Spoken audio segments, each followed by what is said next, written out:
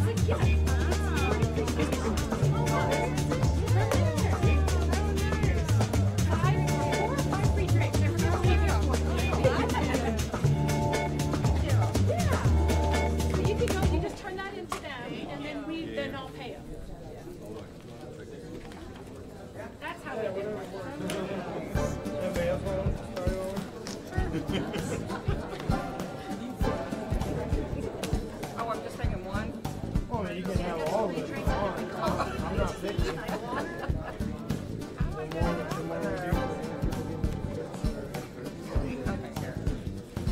Perfect. Damn it.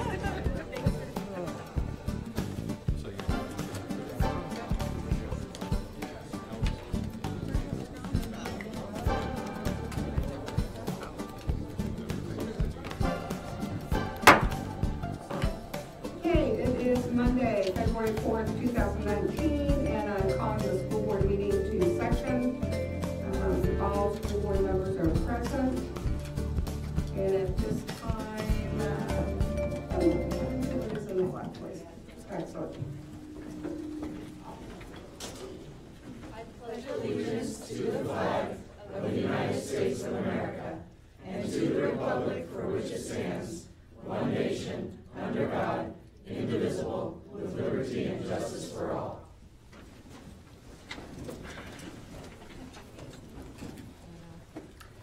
And if we could have our student rep read the opening statement, please.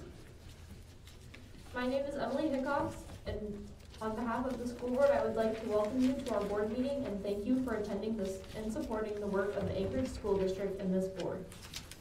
The board thanks students, parents, teachers, staff, school business partners, and the entire community for your investment in our district with your time, your talent, and your tax dollars.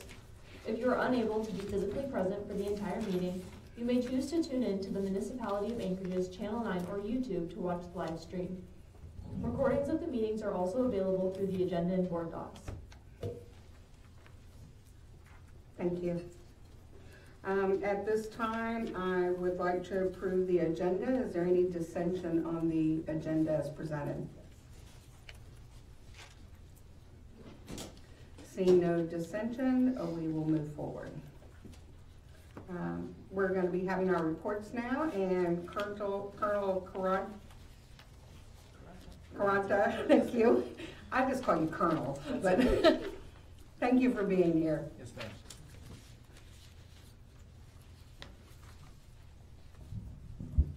Well, good evening, and thank you for having me again. It's been a fairly quiet month in January since the November 30th earthquake and the winter break, but there's two things I'd like to comment on quickly. I do have an upcoming meeting with our 5 principals on base for us to discuss installation support. We do that regularly in order for them to be able to meet with me and bring up any issues that we as an installation can handle and help them with on the installation. So we've got that coming up next week. And the second thing I'd like to thank the school district on is the recent ICE event where you canceled school. It actually helped us make our decision on whether or not we should keep the base open or do reduced manning. So we're able to reduce to mission essential manning to ensure the safety of our employees, our military members, and our families. So thank you very much for your coordination with that, specifically Tom Roth. And pending any questions, that's all I have this evening. Any comments from board members or any questions? Thank you as always for your service, and Yes, we ma'am. appreciate you being here. Thank you. Student advisory. Do you have a report for us? We haven't met since the last school board meeting, so. Okay. And your next meeting? Is on February 20th. Okay. And with our committees, we'll start with the governance committee.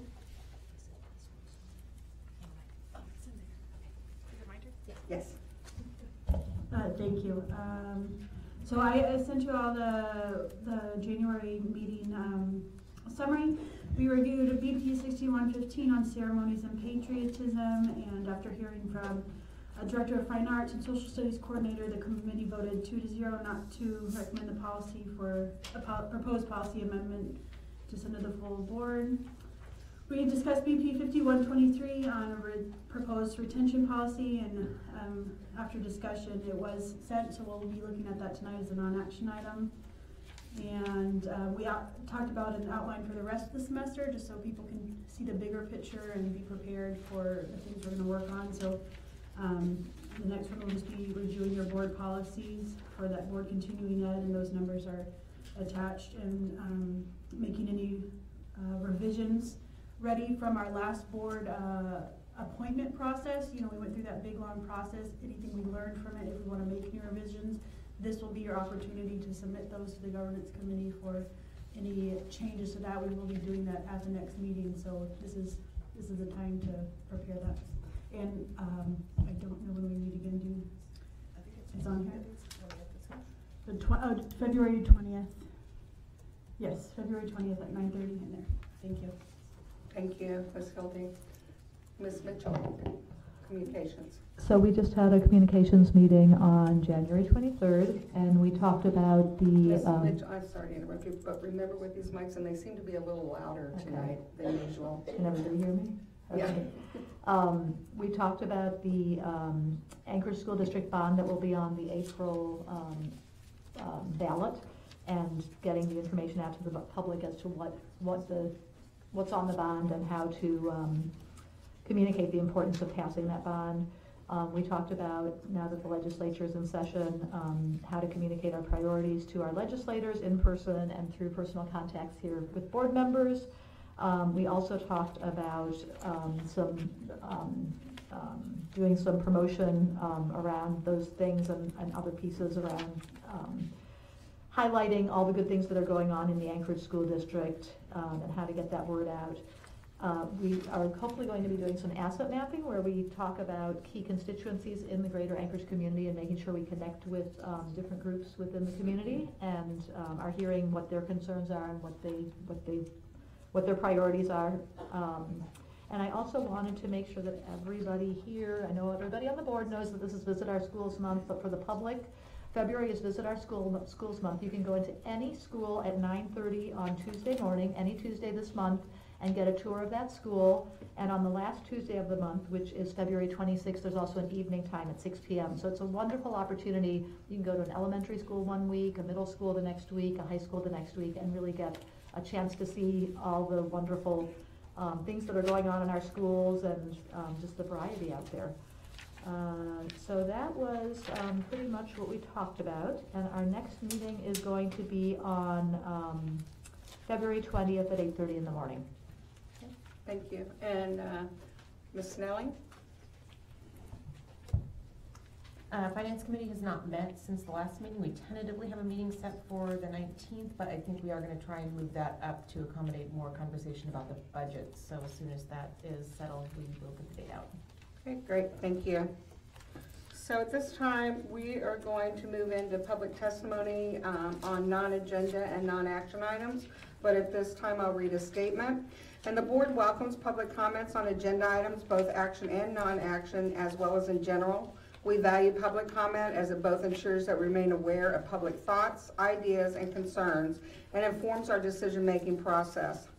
We have a table front and center with 2 seats and microphones available for testimony when I call your name. And just a reminder, you don't need to be right up on the microphone. It makes it even harder to hear. These are very sensitive.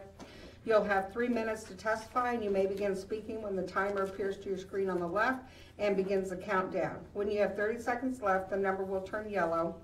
When the timer reaches 0, please finish your sentence. In order to provide equity to all that would like to speak, the board asks that there be no clapping after testimony, as it may intimidate others who are wishing to testify with opposing opinions. Additionally, it's not our practice that board members answer questions or engage in discussion with members of the public. This is your time to speak and our time to listen.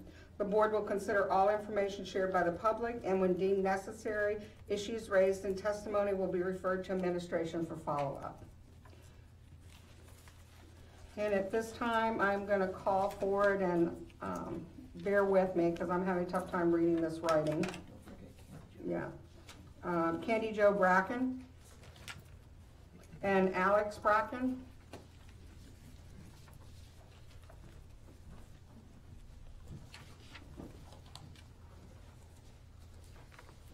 And Candy, you can begin when you see the clock to your right. So thank you for your time. Service High School has had a contract for donated services for 5 years with Anchorage Fracture and Orthopedic Clinic, and their contract to provide our teams with athletic trainers appears to be ending after this school year. These services are in the form of game and practice coverage, as well as after-school office hours for our student athletes and coaches, injury assessment, treatment, and referral options that are provided at no cost to our school or to ASD. Service High School is unique in that we have not had a contract with OPA, which has agreements to help all the other Anchorage schools. Service High School was recently informed that the Office of Secondary Activities in the Administration Building signed a contract with OPA in August for exclusive rights to Service High School, along with the other high schools in the Anchorage School District. This was done without any input from the service athletic community or the parents and the student athletes. At this time, we are being told that next year we will not have the option of selecting our own provider, of whom we have had a working relationship with for over 5 years exclusively at Service High School. We are very fortunate to have had some very dedicated athletic trainers that our students, coaches, and parents have made connections with. We have tried to reach out to the Office of Secondary Activities as parents and as the Booster Club, and we have not received any responses back. I know that they've been in contact with our administration at Service High School. They do feel that we as stakeholders, as the parents and the Booster Clubs at Service High School, that we are not stakeholders in regards to any contracts that are approved at the district level or have to do with our student athletes. We have some concerns and questions that as parents in the Booster Club of the football team at Service High School that we feel should be addressed. How soon will we be able to get a contract to compare services that will be provided with Service High School in writing? We would like to clarify that we are not losing our athletic trainer game coverage by going with OPA. We need to advocate for that comprehensive coverage, and that is what we're doing at this time. We right now have after school hours practices and all games away and home covered with ASD. OPA at the time with the other schools do not have that coverage, and we don't see how that's going to happen at Service High School with adding another school to their list. We do have parents and students here tonight to give the personal examples of how they've had that relationship. Right now, currently, our trainer is working with our nurse on a regular basis and has just been invited on to be on a state board that is going to create the CTE protocol policy for all of Alaska. This is the consistency between school and athletic injury monitoring. We would also like to know how putting this bid out is different as a free service opposed to a paid service. Did AFOC get an opportunity to bid fairly? And how come we can make school business partnerships at a school level, but we can't for donated services? Thank you for your time. Thank you. And if I could call Sebastian, is it O'Farrell? Okay. And you just have a seat, and then Alex, you can begin when you see the timer. So I'm a junior over at Service High School, and earlier this season I tore a labral in my hip, and the AFOC staff there helped me during the game, and they were thinking, oh, I'm going to be fine by that next week. I go into practice, and the staff there at practice notices that I'm lagging behind everybody, and they've been there all year noticing how I am lagging from my actual what I can do 100%. I was going around 50, so they pulled me out and put me into a physical therapy that, and step by step, take me through it so I can do it at my house, do it during practice, do it during my free time, that my parents would not be able to afford if OPA would recommend me going to their clinic. And I've been able to do this physical therapy all year and build my strength up into my hips so I can play. I believe if OPA were to be there and not be there during practices and during games, I would not be able to perform as well as I should have, because I would have been hiding a lingering injury. And that's it. Okay, thank you very much. And I'm sorry, Valerie, I kind of missed you there, but if you could come on up, Valerie Davies. And then Sebastian, when you see the clock, you can begin. Actually, my item, it turns out, is an action item, not a non-action item. Oh, Do I okay. need to be removed? Yeah. Okay. And do you know what action item that is? I think it's F11, the Chugaki River Education Facilities. Okay, I'll put that down here.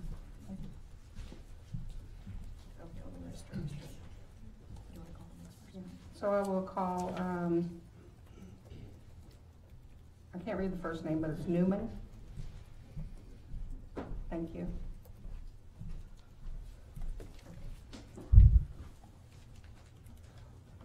Thank you for letting me speak. I am a student at Service High and also a football player, and I've had many injuries during the football season, and they are really helpful because they always know when you're like injured, and they will always help. And having one out there is like helps us like always have someone there to like help us with our injuries, because injuries are very unpredictable on the football field, which I've learned from the past season. And sorry, You're fine, just breathe. it's very that's all I have. Okay, well, thank you. We appreciate it. If you have anything else? No. Okay, thank you for testifying. And if I could call, looks like Michelle O'Farrell.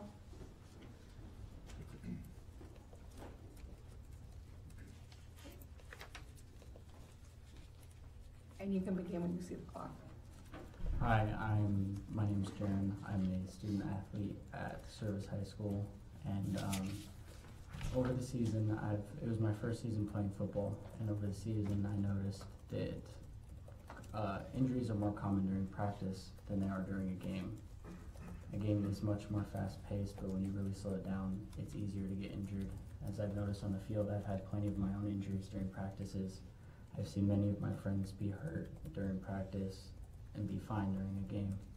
And always having a sports trainer or somebody to help us understand our injuries and teach us how to prevent them after they happen on the field during practice and during games is very helpful. I've learned a lot. I rolled my ankle very bad during practice one day, and our sports trainer was there as quick as she could get there. Basically explained to me what I had done, how to prevent it, and over the next few weeks we had established a plan on rehabilitation for my ankle, how to make sure that I don't do it again, and how to take care of myself. Our sports trainer we're lucky to have because she was very attentive to what was going on around her, and she paid close attention to a lot of what was going on, and it was very helpful to have someone explain to us what we could do better in ways that we can prevent injuries and ways prevent hurting ourselves and others out on the field by teaching us safe football, and it was very helpful to have a sports trainer there. That's all I have. Thank you so much. And if I could call up, is it Shane O'Farrell? And Michelle, you can begin when, oh, hold on a Sorry, second. get restarted, sorry. Hey, my name is Michelle O'Farrell, and I am a parent of a student athlete, Ashton, you guys heard from earlier, who is an athlete at Service High School, plays football, and I can speak from personal experience. My son has had injuries on the field, and it's just a personal experience with our athletic trainer. Is he had his first injury, he hurt his finger, and I noticed that our athletic trainer tended to him and with his hurt finger. And then after the game, she came up to my husband and I and approached us and talked to us about, you know, what she thought the injury was, and made suggestions of what to do. And just also there was times where, I mean, she helped out with little things with all the boys. I started to observe that she was always there at practices, and she was out there every game. And I went and helped out a lot during practices and camps, and I noticed that she just knew the boys' needs because she knew the boys. She knew, you know, who got hurt at the game or practice before, and she was able to know each of their needs and tend to them. And the team knew her, and they were comfortable. And I started to notice that she was always there, and I just felt a warm fuzzy every time I saw her, because I knew that she was there to take care of our team and it just was really comfortable, and I just feel like she is a huge, our athletic trainer is a huge asset to our team and to the safety of our boys. Thank you. Thank you. And when the clock starts over, you can.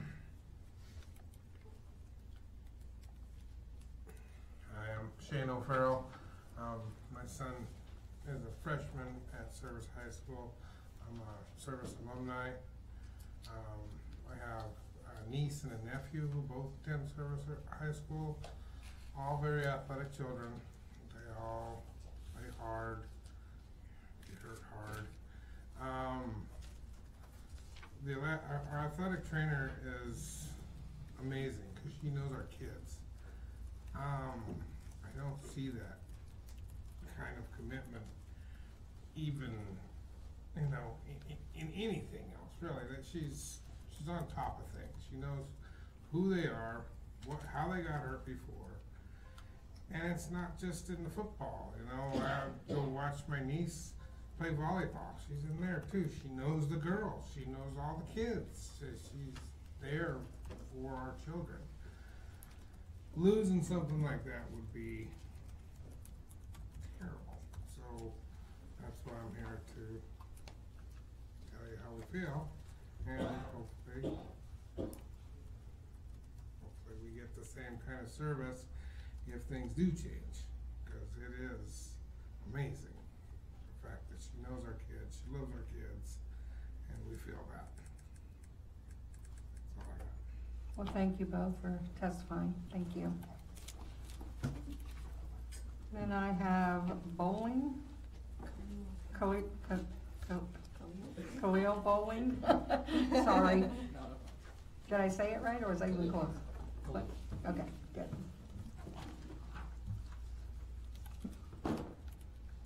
Thank you all for the time to be here and speak and advocate. I'm the head football coach at Service High School. I'm here to advocate on behalf of all of our sports coaches about the contract that was signed between the district and OPA. Some of the questions we have is we'd like to see a copy of that contract. We'd like to see how comprehensive the coverage may or may not be. I'm a huge proponent of having individualized healthcare. I think it's important in that the trust and relationships established with student athletes are of extreme importance. With our trainer, we have both preventative and rehabilitative services that are provided. We have a specific athletic training space in building that no other school in the district has. And these are still donated services. Just as the services provided by OPA are, ours with Anchorage Fracture and Orthopedic are also donated. I would argue that the coverage that we receive is unmatched by OPA, and I question whether or not that can be met with their limited staffing. We have 2 or 3 representatives in building 5 days a week. We are able to work with coaching staffs and with our student athletes, and as well as our administration, to ensure that there is a workflow and there are not kinks in that process, and to make sure that our students are safe prior to and while they are on fields of competition. We have full and complete coverage at both home and away events. This last season we traveled both to Soldotna and to Fairbanks. Our athletic trainer was present at both of these events. We did have injuries that involved head and neck. We had 3 student athletes this year that were out, spine boarded out of games. And a lot of the process of making sure that students stay healthy is to ensure that they have a continuity of coverage. And this is something I question, or perhaps I'm not informed about how OPA will be able to match that with our student athletes. They have indicated that at times they are understaffed while serving 7 other schools, and I wonder how they're able to meet the demands of adding an 8th school. We have been told and informed that the district is a huge proponent of community-based business partnerships, and I don't see any difference here. I think the individualized attention that our student athletes get on a daily basis is of utmost importance. So I would argue if this is a direction the district intends to take, I ask that we have a plan in place in writing as to how we're going to meet the standard of service that we've had for a number of years with our community-based business partner, with our new provider of healthcare? And if not, what options do we have as a school to provide services with outside community-based business partners? Thank you very much. Is there anyone else that would like to testify? Okay, at this time, we're going to move forward. Oh, sorry. If you could state your name and spell it, please. My name is Marta Ditzler, Martaditzler. Thank you. So I'm a senior at Chugach High School. Recently, we have gotten the students from Greening High School. We have just been informed that Greening will not be open for the 2019-2020 school year, which is sad to hear because Greening will not have a building for themselves to build a community in. I was one of the students who was lucky enough to help show around students from Greening around our school so they would have a comfortable learning environment, somewhere where they could try and build a community. While our system has been working, I don't know how much longer we can build our communities together because students are missing out on opportunities that they would rather have if we didn't have the schools running together.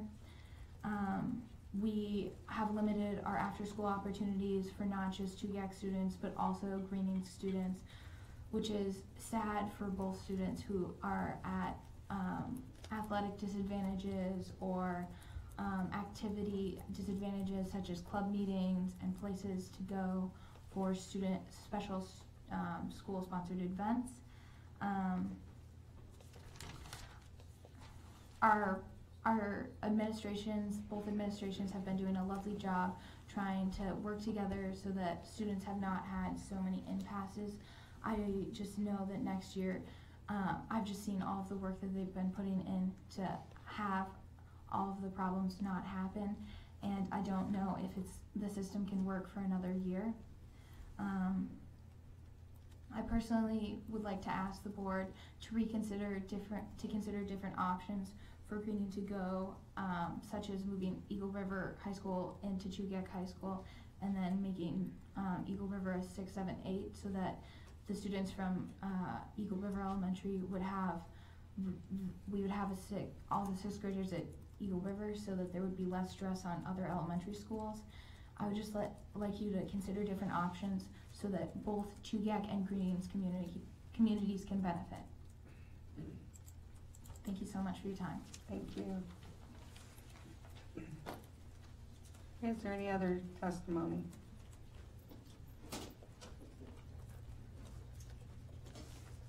Okay. Dr. Bishop, we're moving on to superintendent update.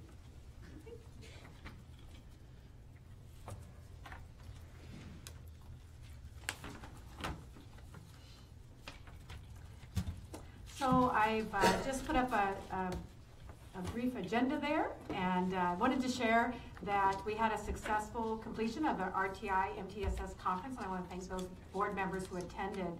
It occurred January 25th through 27th with some pre-sessions, and the data had 49 of Alaska's 53 school districts travel to Anchorage to participate in this.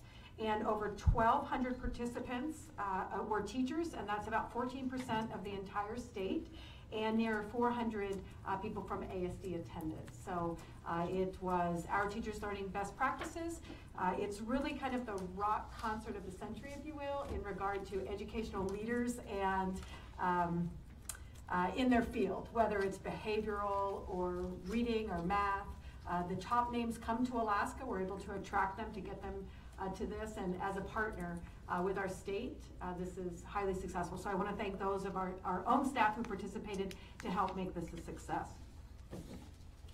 And later today, we're going to vote on a resolution for Black History Month, and so I wanted to share a little about our own, and this is Miss Jean Pollard, and she was a former counselor here in ASD since retired. She was instrumental in recognizing African Americans' contribution to building the Alcan Highway. And the law established a couple of years ago shared that this day may be observed by suitable observances and exercises by civic groups and the public. So that happened, a declaration by our former governor, and we now celebrate and learn about the Alaska Highway and African American contribution to that in the state of Alaska. So as part of ASD Summer School for Teachers in 2016, Jean, Dr. Ringsmith, Pam Orm, and other instructors facilitated a course that recognized the accomplishments of African American contributions. And as a part of this, teachers created lessons to help inform students about the ignored history and contributions of the African American soldiers. And during our cross-district training, we led teachers in sessions about the Jim Crow law in Alaska. And then in 2008, just recently in November, at the cross-district in-service, Ms. Pollard and Dr. Hartman were part of the team of instructors to, again, teach teachers about the Alcan Highway project. She continues to volunteer in our schools as a former employee, but wanted to share that her passion helps to prepare our teachers and develop strong background knowledge necessary to teach students, quote, the voices that are needed to be uncovered to fully tell the story of Alaska's history. And we want to thank her, and I just want to share a little bit of that history in case you didn't know. Very quickly, this is a picture of soldiers constructing a log bridge in Alaska Highway. But as the story goes, in the dark days following the December 7th, 1941 Japanese attack on Pearl Harbor, American leaders were extremely concerned with the vulnerability of the Pacific Northwest and Alaska to Japanese attack. Japanese naval and air superiority prompted military leaders to propose a land route that would safely transport troops and equipment to Alaska to isolated outposts that otherwise would have to be supplied by air and sea. Wartime necessity put into action pre-war plans for the construction of a road through the Canadian wilderness from Dawson's Creek to Fairbanks. 2017 marked the 75th anniversary of the completion of this 1,685-mile-long Alaska Highway. And how many of you in the crowd have traveled and driven the Alaska Highway yourselves? All right, so we use this contribution. So of the 10,000 U.S. soldiers who built the Alaska Highway, it included 3,500 African-American troops who mainly worked from Alaska southward to Canada. And we want to honor the efforts of the soldiers who built the Alcan and the African-American contribution to that endeavor. We celebrate and honor Black History Month. Today we'll also honor Elizabeth Peratrovich, a major civil rights leader in the state of Alaska. In addition, we are participating as a district in our own Betty Davis African American Summit to be held February 16th. And individually we make a difference, and collectively we can make a change. And so I just want to honor Black History Month here at the board level, and to share some of the history that our history teachers are teaching, that our history teachers, our own history teachers, created for our state. And finally, didn't know the cups were already recognized as coffee cups with some coffee in them that you can pick up at the coffee store run by our students. But it's Board Appreciation Month, and so the district and I, the teachers, all employees, want to thank our board for your service with this short video.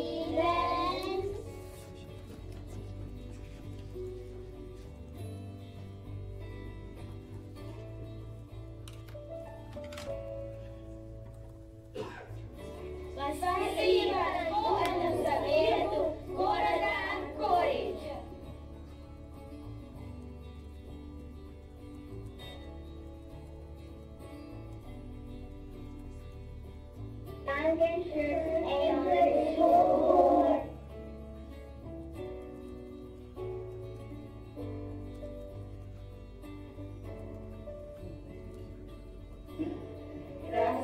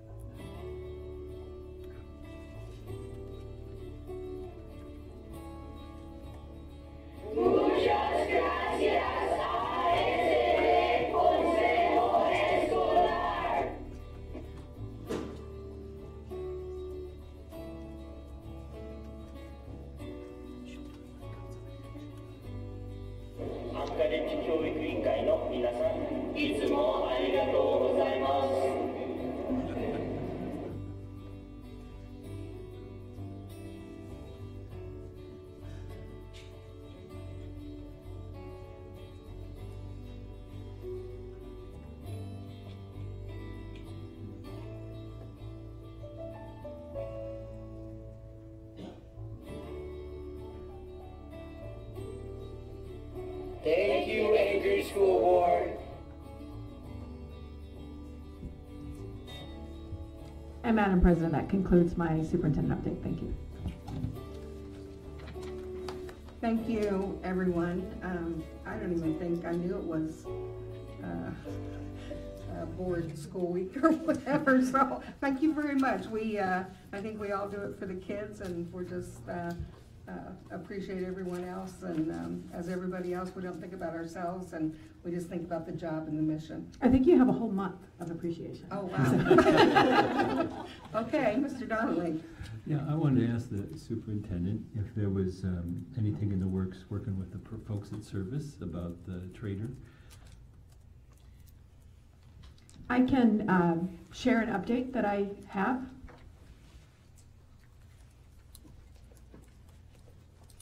While the testimony was going on, I wanted to get an update as well. And so here's a little background so that the board understands that OPA has a long-standing contract with ASD to provide services, athletic training services to all comprehensive high schools. When principal at Service was there, his wife worked at AFOC, and they signed an agreement to allow them to provide athletic training services without understanding that the district had a standing agreement with OPA. And this was a former principal. Dave Whiting, at that time, would have avoided it, but at that time also the two companies merged under one parent company, and so it became a non-issue. The two companies have since gone to arbitration and legally separated. This year, OPA asked to enforce the clause in their agreement to first right of refusal to provide services at Service. Service High was notified at the beginning of the year that we would allow AFOC to finish the term of their agreement for this year and then return to the services of OPA, which was the original contract that went out to RFP and the company that won the contract. And at the time, there wasn't a concern as long as we could finish, and now it's come to light that this year is coming to an end. And we have met with the leadership from AFOC, and Dave Whiting has explained the particulars to them as well. So this is more of a contractual issue with the district. The parties involved were informed and did know. It's just that now it's coming to fruition with the effect of the community and on students. So it's kind of a complicated contract issue, but I just received an update in regard to the discussions and decisions that have been made since last year. Okay. Thank you, Dr. Bishop.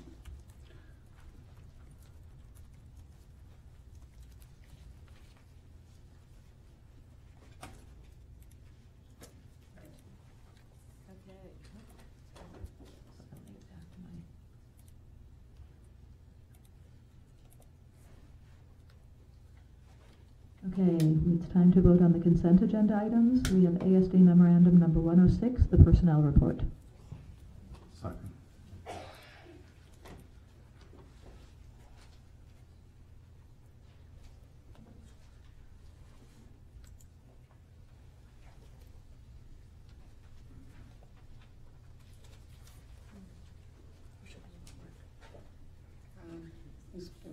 Oh, I didn't see anything.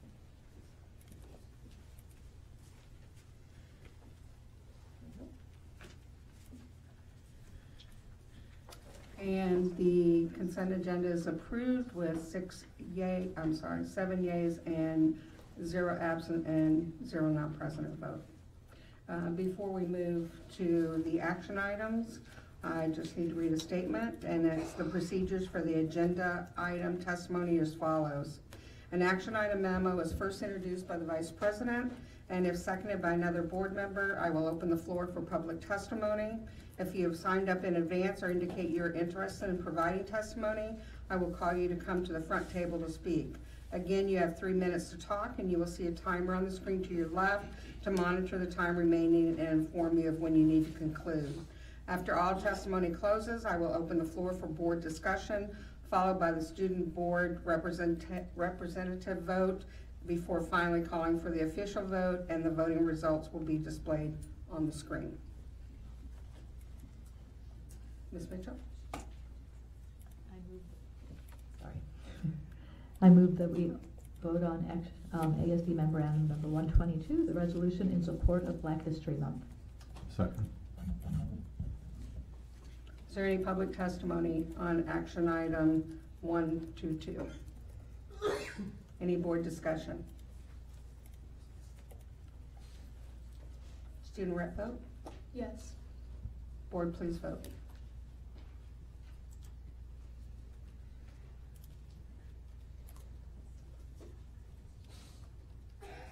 And that motion passes unanimously with 7 yeas. I move to vote on ASD memorandum number 118, the resolution in support of School Counselor Appreciation Week. Second. Testimony, is there any board discussion? Yes. I would just like to say that our school counselors do an amazing job with a very, very heavy load of students, and I very, very much appreciate them, and I think we should have, just with our teachers, we should have School Counselor Appreciation Year. And I would just say, I saw someone post on Facebook about how their school supported their counselors with doing something, and I thought it was very nice, and the other person said, oh, well, I doubt if I'll hear anything, and I said, well, let me tell you how much I appreciate you. So board members, I would encourage you to do the same with our counselors, and I do believe we do have somebody testify. I didn't see you earlier. If you just state your name and spell it. My name is Elizabeth Congdon McGee, C-O-N-G-D-O-N hyphen capital M small c, capital G-E-E. I was writing my speech back there, and Diane looks at me and she goes, they just called for public testimony, so here I am. Anyways, good morning, everyone. Evening, community members, school board members, and Superintendent Bishop. My name is Elizabeth Congdon McGee. I'm the Associate Executive Director of the Alaska School Counselor Association and an employee at Whaley School for 20 years, 18 with the Anchorage School District and a product of the Anchorage School District. I am here tonight to recognize National School Counseling Week, February 4th through the 8th. I am privileged to say that I am a school counselor at Whaley School, a distinguished school of mental health and wellness, one of 4 in the nation being recognized. I want to share that school counselors do great work with young people in our district. Some highlights that I want to recognize locally is that the Anchorage school counselors now have an AEA ad hoc committee that gives opportunity for us to meet and discuss important work that we do in our profession and concerns. That way we can partner with the district to make our services better for students. We have 2 Anchorage school counselors that were nominated and we're in the running for the Alaska State School Counselor of the Year. One was last year and one was nominated this year. We have 2 Anchorage schools working towards the national recognized ASCA model, and hopefully we'll be able to be recognized at the Seattle Conference 2020. ASD has developed a comprehensive school counseling program that was developed by Anchorage School District school counselors and being shared statewide. ASD school counselors have an evaluation tool that is based off of our profession and duties and put together by ASD school counselors. Students advocated last year for a need of a school counselors in one of our lottery schools and were given one for halftime this year. Statewide, some of the recognitions of school counselors is the Valdez School District school counselors and SRO partner and have a great threat assessment program that they shared at the state conference. Legislative researchers are now asking questions in Juneau about school counselors. 2 recognized ASCA model programs are recognized nationally in the state of Alaska, Skyview and Soldotna High. Nationwide, Colorado governor just put $20 million towards their school counselors. Arizona now has a ratio bill for school counseling. So my goal for the future is to continue to educate others on our profession so that school counselors in the state of Alaska and in Anchorage are not put in unethical situations. Hopefully change the law to change language from guidance counselors to school counselor. Work on a ratio bill. I keep reminding myself that we have made baby steps forward. There is still much work to do. As a product of ASD, I remember seeing my guidance counselor twice a year to get my schedule. Today, school counselors do career awareness and exploration, school safety and wellness of students through community and school culture, mental health triage through school emotional learning because there's a waiting list, and many other services. So please take the time to recognize your school counselors. Thank you very much. Thank you.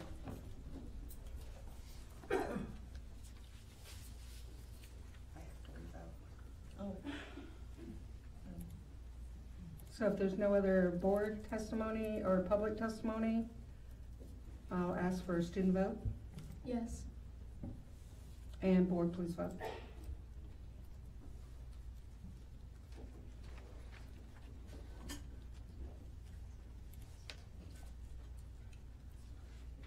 And that motion passes unanimously with 7 yeas.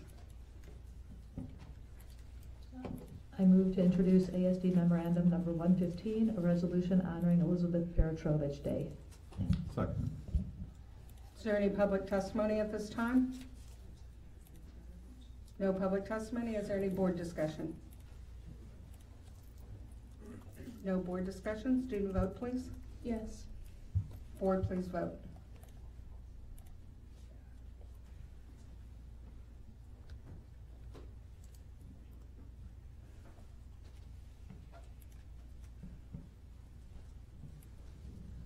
I move to vote on ASD Memorandum Number 107, acceptance of a grant award for the Alaska Educational Leadership ECHO Network Project. Second. Okay, is there any testimony on this memorandum? 107. Any board discussion? No board discussion? Student vote, please. Yes. Members, please vote.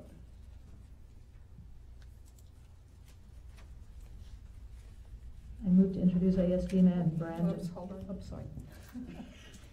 Jumping ahead.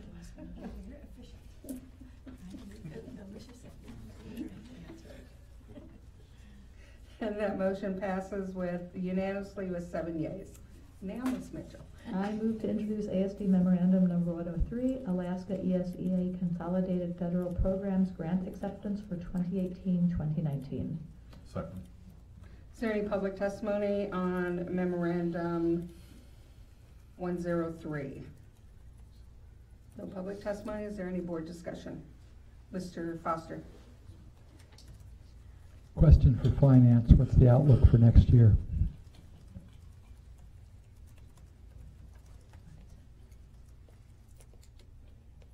I'm sorry, what was that question again?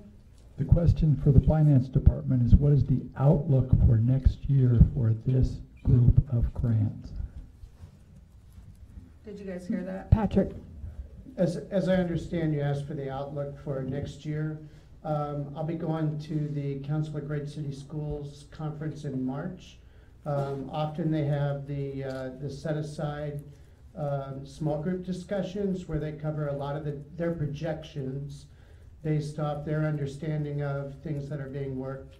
And so I suspect that I'll have a better answer after that conference.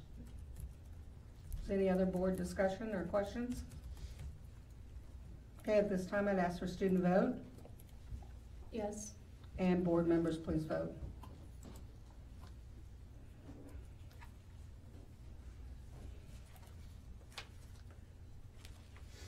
And that motion passes unanimously with 7 yeas. I'd like to introduce ASD Memorandum Number 094, revision to School Board Policy Number 3311.1.2, the use of apprentices, second reading. Second. Is there any public testimony? I think I do have, is it Mike C. and John Woodard? If you'd come forward.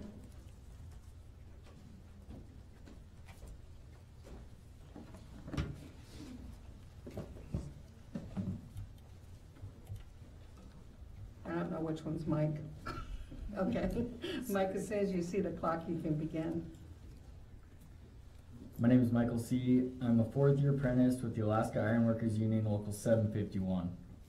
Thank you all for letting us come here and speak to you.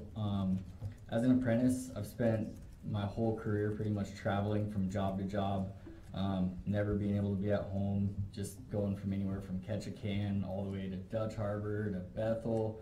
And with this proposal going through, it's only going to present more opportunities to be able to work at home and not have to travel so much. But not only that, it's going to open up more opportunities for us as apprentices to be able to go to the hall and practice welding or working on more certifications or more training, and be able to do that on our own time. Thank you. Thank you. And John, when you see the timer reset there, you can begin. Thanks. My name is John Woodard. I'm Assistant Training Coordinator with Alaska Iron Workers Local 751. And we support this proposal to provide additional training opportunities on the job on the Anchorage School District projects for the apprentices that go through the program, and other registered apprenticeships for that matter. It provides a expanded opportunity. It promotes more learning. And in particular, we do a lot of recruiting with high school aged individuals, right? And so part of that is, part of generating interest for the high school age is work opportunities. And what a better fit for Anchorage School District being an education entity to provide these additional opportunities for the training programs for these different young apprentices that'll come in to work on Anchorage School District projects. I was at a job fair at Bartlett last week, and I had a booth just for Alaska Iron Workers Local 751, and there was a lot of kids coming up. Hey, what type of job is this? What are the opportunities? What's the outlook? And some of the kids were talking amongst themselves about, hey, is there any work repairing these schools from the earthquakes? Could that be a possibility? And I said, sure, that'd be a possibility. You just have to, be the right age and get into the program and things like that. So, that's kind of an expectation with them. And then we just recruited last year a guy out of the welding program that just graduated King Tech High School. And he would definitely benefit from being able to work on Anchorage School District projects, especially, he's a product of the Anchorage School District. So that'd be, you should vote for this proposal, of course. Thank you. Thank you. Do we have any other individuals that would like to testify? Thank you both gentlemen. Thank you. Come forward, please, if you'd like to testify. If you would just give us your name and spelling of it.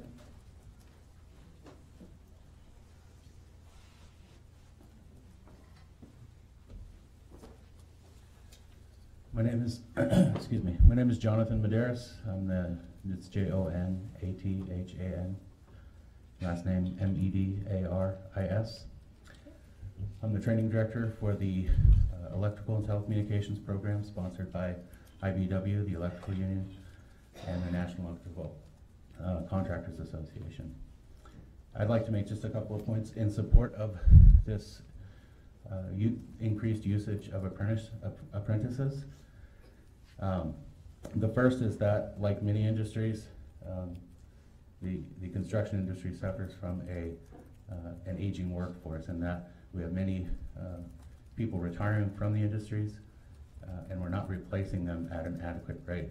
So this would help to produce more training opportunities for apprentices and help that pipeline of skilled labor to continue to flow.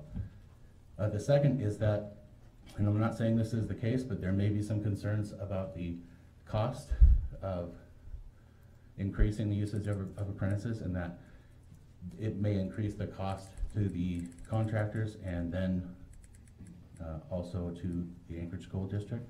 I don't believe that is the case. When you have mixed crew rates or mixed crews consisting of journeymen and apprentices, that reduces the crew rate. It allows you to not have to use higher skilled and more expensive workers for tasks that don't require that higher skill level. So I think for the community, for the economy, and for the bottom line of the school district, this is a good proposal and it should be accepted. Thank you. Thank you. My name is Ryan Andrew, last name Andrew. Thank you to the members of the school board for allowing me to speak on this important topic of apprenticeship tonight. The apprenticeship model is one of the most effective ways for any community to have a strong workforce development program. Apprentices in the construction trades are able to learn a skilled craft which they have the ability to take with them almost anywhere. Apprentices typically do not pay a tuition cost, and in fact, they earn a respectable wage that increases gradually as they advance. My background is in the electrical construction industry, and my career began with an 8,000-hour on-the-job apprenticeship, the path to becoming a journeyman electrician. Since becoming a journeyman, I've had the opportunity to work in various capacities in Alaska, including as a classroom instructor for the IBEW NECA apprenticeship program. But the true beginning of my career can be traced back to the Anchorage School District. I decided to attend the King Career Center's construction electricity class, one of the best decisions I have ever made. Taking that class piqued my interest in the electrical field and allowed me a glimpse of the day-to-day job duties of an electrician. The training I received at King Career Center also gave me a great head start when I began my apprenticeship. I am very much in favor of the proposed change to the current board policy requiring apprenticeship utilization on Anchorage School District construction projects. This change to the current board policy would help ensure that there are career opportunities available to students once they complete their secondary education. Students transitioning into the workforce would be able to be trained right here in Alaska at a minimal cost to the individual. Recently, I've been very impressed with the school district's overall support of career and technical education programs, such as those offered at King Tech High. In my opinion, this proposed policy change is a great way to reinforce that support. Thank you. Thank you. Thank you, gentlemen. Do we have anyone else that would like to testify?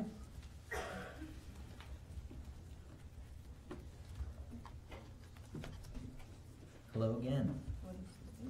And if you could state your name and spell your last name, please. My name is Charles Scantlebury. My last name is Scantlebury. I'm wearing a sticker here today that says product of the ASD. I proudly wear that sticker, and I'm also here surrounded by brothers and other apprentices from other programs. I'm a third-year wireman apprentice with the 1547 in the IBEW. I'd like to reiterate what I said in the last school board meeting, that I am very amazed and very excited that this is an actual proposal, because, you know, I feel like the purpose of the Anchorage School District is to facilitate a culture of learning, and to do that and provide a memorandum to try to encourage people that do business with the school district on a construction level, and provide skilled trades and training to future tradesmen that will be building these schools. And basically every light that you see here has somebody's handiwork, and that's what they're selling. They're selling you beautiful structures, you know. And you know, I find it very fulfilling as an apprentice to be part of these amazing projects, and I think it's an amazing proposal, and I hope you guys do pass this. Thank you. Is there anyone who would like to testify on this action item? Yes, ma'am.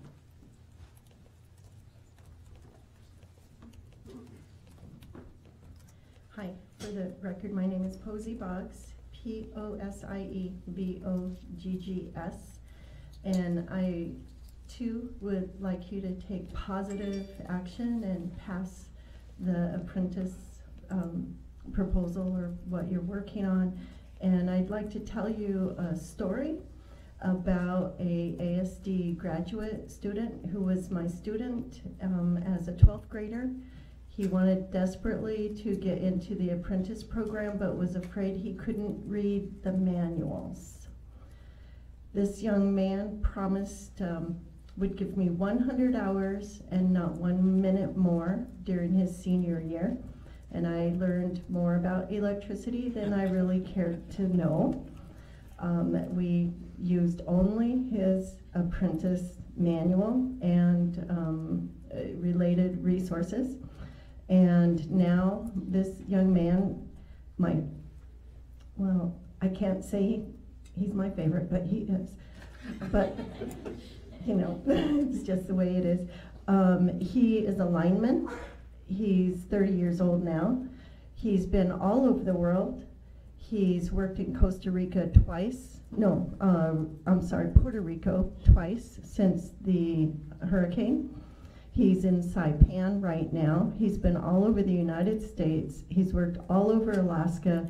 In fact, there's a video, a National Geographic video of dropping Robbie off on some project via helicopter. So this is the potential that is wonderful when we give lots of opportunities and apprenticeships and support in any way that we can. In addition, you know, I can't come here without saying yes and give them lots and lots of reading instruction. So thank you. Thank you.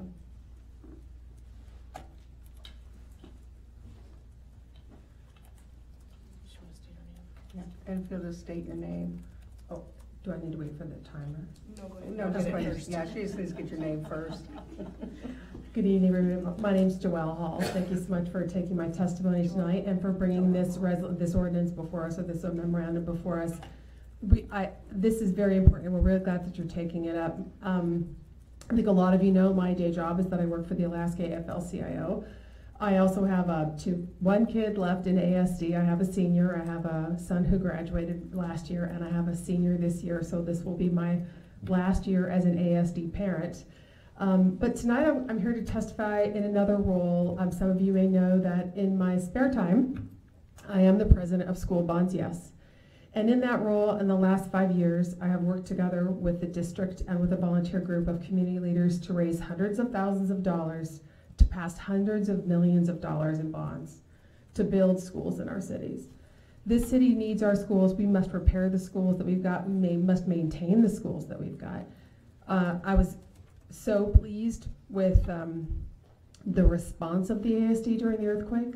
Remarkable. It's just remarkable what happened here. And even more remarkable, even though we lost 2 schools, was the stability of everything else. We're an example of what all cities should aspire to and how we should be building buildings for everybody. We build to the highest quality here. It's been the objective of School Bonds Yes all of these years. I know that when School Bonds Yes talks about building schools and replacing gyms for military kids at Bartlett, when we talk about replacing schools for people who need them in Girdwood because they don't have a school, we do those things because it's the right thing to do. When we talk about a system that allows us to put our own kids to work, the citizens are going to be just as responsive. This is something citizens will care for. This is something citizens will enjoy. They will like this part about the business that we all do together. And so I really encourage you to do this because I think it's not only a good business model, it's good for the students, it's good for the parents, and it's just a beautiful sense of closing the loop, right, between the investment you make and the investments that you get. You invest in your kids who build your schools that then stand for 50 years and withstand what Mother Nature can give them. And we should all be very, very proud of everybody who has ever sat in this room before you that made those decisions. And today, the decisions that you make and for your response and how well you handled that situation. Thank you very much, and I hope we do this and we just keep passing school bonds. Thank you.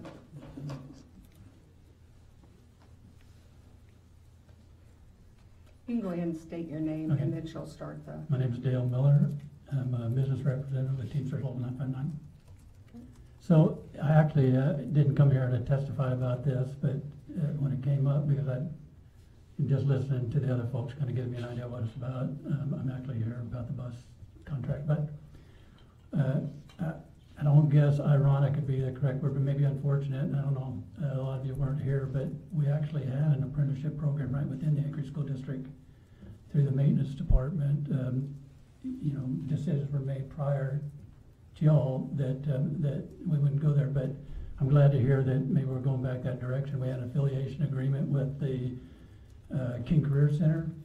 Kids that were taking classes there could get credit towards the apprenticeship program through the maintenance department.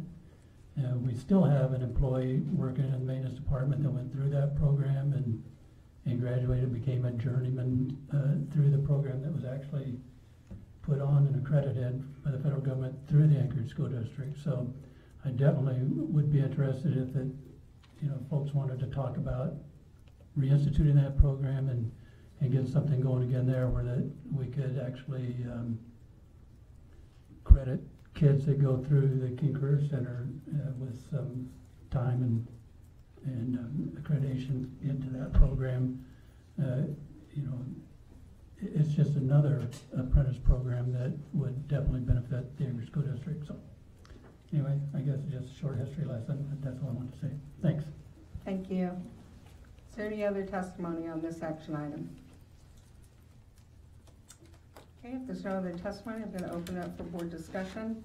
But I did want to state, I don't think it's a conflict of interest, but I do want to mention it.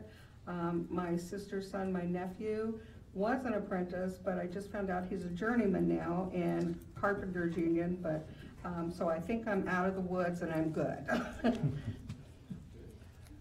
Yes, Mr. Donnelly.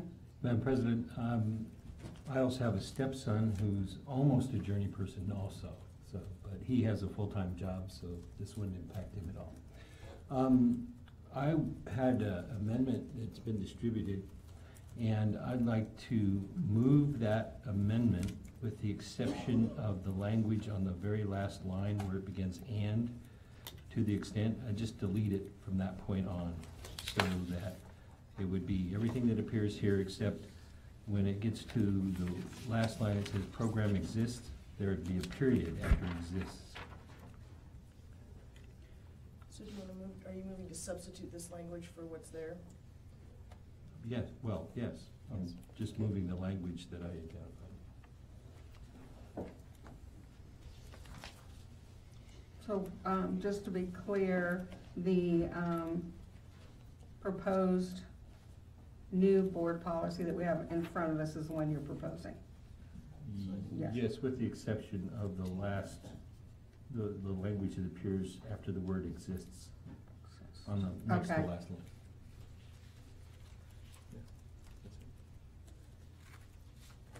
So do you think he's moving to substitute this language and post Yeah, it like that? okay. Would you like to speak to that, Mr. Donnelly? I think we need a second before. Oh, yes. Do we have a, Second. would you like to speak to that now? Yes, thank you. Okay. We've made some progress. We did adopt the language as it appears up above in the amendment, the existing language. I think this is a much more comprehensive policy that I think is appropriate for the board to adopt. Certainly is a win-win. Apprentice programs save money. As the testimony indicated, when you're on a mixed crew, the apprentices tend to do the things that a journey person doesn't have to do because it's less technical and they're learning. It's certainly a bonus because so many of our students go on into these apprentice programs, and really a positive for the community to reinforce this. I think there was really important testimony I heard. There is a graying of the construction industry workers, and we are running into a shortage of workers here in Alaska that do the construction trades, and this is one way we can help facilitate training up our populace and our former students to fill those gaps that are being projected. Very serious lack of folks going into construction right now. So I think it's a really good policy that really merits board approval. Any other board discussion? Ms. Mitchell? Well, I'm just curious why you eliminated that last part of the last line. Well, in adding that last line, I was trying to address any possible concern that there might be anything stopping a project from going ahead if there weren't apprentices available. But I've been assured that that's simply not necessary, that there are sufficient apprentices available currently for almost any project we'd want to do. And I also think that the practicality of it could be handled by the administration if any event like that did occur. Mr. Holloman? There's several things about this that I think are a good idea. Obviously, ASD participating in creating a pathway for highly skilled labor to train up in Anchorage is a benefit to the city, to the state, and it's in line with our responsibility to educate people. Obviously, we focus on K-12, but I think we always have to take a broader view of that. It also, I think, real importantly, emphasizes that the high school diploma is really just a way station. It's not a destination. It used to be, it was just looked at as like, well, you either get a degree and you go into the labor market, or you go into college and you do something more advanced. But the truth is, if you're going to be skilled labor, getting your high school diploma is the first major step, and you're going to be back in school really for anything you do that you're going to do with any kind of seriousness. You're going to be back in school. Teachers know this because they're back in school all through their whole career. Engineers know it, doctors know it, and we need to emphasize to our students that that's also the case if you're going to go out and run heavy equipment, or you're going to string wires, or you're going to do any of these things on a level where you're paid decently. You're going to be back in school all through your career, learning how to do what you're supposed to do really well. It is a way of making sure the dollars that we're spending go to people from Anchorage, or at least from Alaska. That is just always a concern. I think it helps build the community when we do that. We partner with local businesses and trade unions to let them employ, in essence, right off the graduation floor, some of our best students to go directly into training in their local businesses or in the craft unions. And so it makes sense to me that we would partner to make sure there are places for those students to work as well. There have been concerns raised about the cost, and I think that what we're putting forward is fairly prudent. And after a year or so, when a number of contracts have been let, that purchasing could come back to the board and talk about whether or not this has been restrictive or complicating or has created issues. And it may be that it does take some extra work. I think anytime you add language, you add a little bit of complication, but it seems like this should be very manageable and pay back big dividends. So I'll be voting yes. Ms. Hildy? Yeah, we did consider, this last summer in governance committee and talked about it in depth and heard from some of the administration, so I would appreciate hearing from them as well. But I am concerned about that we have a state report coming out just next year that really analyzes this in depth. It seems very premature to open ourselves up to really potential liability. Anytime we put shall into something, there's a compliance factor. I don't see the harm in waiting until we have this very thoroughly vetted review of what the effect is on these very large contracts. Certainly apprentice programs are tremendous. I love the partnerships between our district and them, and as much as we can support and promote that opportunity for our students, that's terrific. But I'm not, I want to be fully informed on what we're doing here, and we have that information coming in just a year. And I've heard liability concerns, and that's a red flag for me. We don't have money for increased liability risks. That's not the area I want us to be focusing on right now, is trying to mitigate another area for liability. So if I would appreciate hearing administration comments. Are you asking? Sure. So who would you like to hear from? Dr. Bishop, do you have any comments on this? Through the president to Member Hildy, I request the Dave Whiting, our purchasing officer, to come forward, and he works under the guidance of Chief of Operations Tom Roth.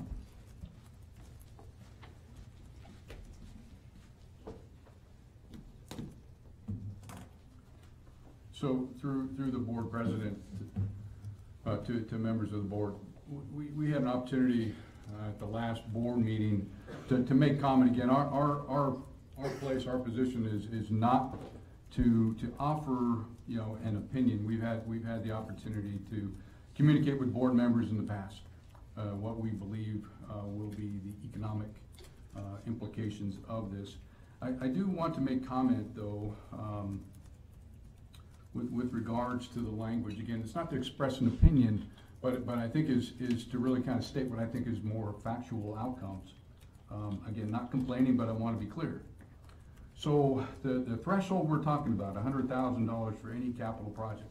I mean, that's every capital project that we do, and we're not talking, just a couple of weeks, couple of months. But these projects, generally speaking, go through a design phase and execution phase. So every project is looking at 2 years, and it's through all phases. So it's through the procurement phases, it's through the execution. So the question of compliance, making sure that to meet this 15% threshold, that the contractors are compliant with the board's intent. Somebody's got to do that. And also, if to be found not compliant, what are the decisions that the district would make based on board intent to ensure compliance, or if not compliant, do we terminate contracts? Do we postpone projects? I mean, these are just the practical issues that are part of this decision. We are prepared to do that, but I think it's important to make comment, and it's not intended to convey any opinion. I mean, I think we all recognize and appreciate the importance of apprentice programs in our state. We absolutely do, and it's great. But what we're talking about here is something different. So that's my 2 bits on this. I'll pass over to Mr. Whiting. Thank you, Mr. Roth. And the same as Mr. Roth said here, I'm not here to give an opinion on this issue, just to describe how you could implement something. As I spoke about at the last board meeting, typically when you wish to incentivize something, you create what is called a bidder's preference.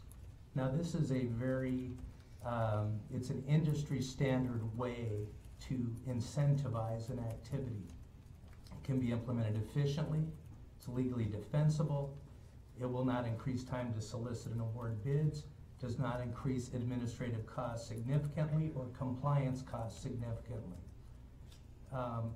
Pretty much, it's a fairly simplistic, a bidder's preference. For evaluation purposes, you would in essence lower a bid.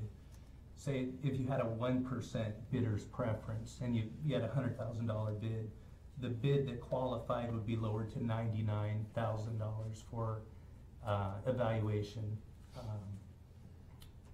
process. And then you would, when you award the full amount. Now that's a very simplistic preference, simplistic way to do it. There's no compliance after the fact. There's, at the time of bid, it's very simple to implement this. When you get into what the language that is described here, there's a host of issues that come up on the compliance side. And also the language is very zero tolerance. So what we're saying here is that a bidder may not bid at all for ASD work unless they meet the 15%. So it is a zero tolerance. It is not awarding points, awarding preference that you typically see in procurement. It is disqualifying, or in essence debarring, a bidder for not meeting this qualification, which could be construed by state statute or federal statute as an unduly restrictive requirement and could be challenged. Typically when you wish to incentivize, you provide points to allow bidders to score higher and get a leg up on the competition for complying. You typically don't, in a zero tolerance way, disqualify them from competing. So that is why for your consideration, at the last board meeting, I asked that this could be looked at as a bidder's preference, because that's typically what you see in federal, state, or municipal procurement. You offer a preference. You can look at the state of Alaska. They have all kinds of preferences for many different types of activity. There's Alaska forest preference, there's Alaska bidder's preference, there's a recycling preference. There's many of these things.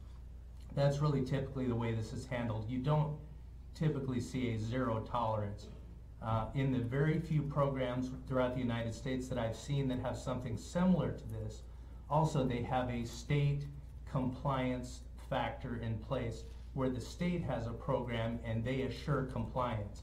So the agency would contact the state and say, is this bidder in compliance? And that bidder is responsible to stay in compliance with the state. In this case, you're putting all the compliance burden on the Anchorage School District facilities, CP&C, and purchasing department, which will cost us more money administratively. So again, I'm not opining on your intent here, I understand, but to me, the way to implement it would be the industry standard best practice for procurement instead of this more zero tolerance approach. Did you have any other, Mr. Holloman? Through the chair, obviously as a board, we like to dream big dreams, and then we expect you to make administrative regulations that make them real and functional. I'm wondering if it's possible to put the onus on contractors by putting the requirement in along with stipulations about what happens if they fall under the 15% margin. Well, let's look at that. What would happen? We're a year into a contract. We're on a critical path. We need to deliver a project. They're out of compliance. We terminate the contract. What do we do? Do we terminate the contract? If we don't terminate the contract, we're going to get sued by somebody else saying, hey, why did you award to that contractor? They're out of compliance. And I wouldn't suggest that, but rather any number of kinds of contracts. If you come in so many days late, you don't terminate the contract, but there's a built-in calculation. This is what you do because it got delivered late. You can assess liquidated damages. You can call in payment performance bonds. Often leads to litigation. Mm-hmm. I'm wondering if this is something where purchasing can come back with language about how you'll implement this in contract. And I don't think any of us expect a zero tolerance, and that we understand the real world, things don't always go well. You just allow for the fact and state in advance what the result is, if it's 13% or 10%. And usually you just factor it in dollars and it reduces the value of the contract by a certain amount. It seems like there's a practical way to deal with this without creating that much uncertainty. Well, I will say you could certainly put in contracts there are liquidated damages. There are penalties in contracts. That is done, again, not typically done on a standard basis on $100,000 contracts. Could be viewed as a little bit restrictive. Like I said, the most simplistic way is to implement a preference. And you're right, purchasing will have to figure out, no matter what is passed, we'll have to figure out a way to make it work because we have to deliver a large volume of construction projects for Mr. Roth and his team. So, thank you. Any other board questions? Thank you, gentlemen. Any other board comments or Ms. Snelling?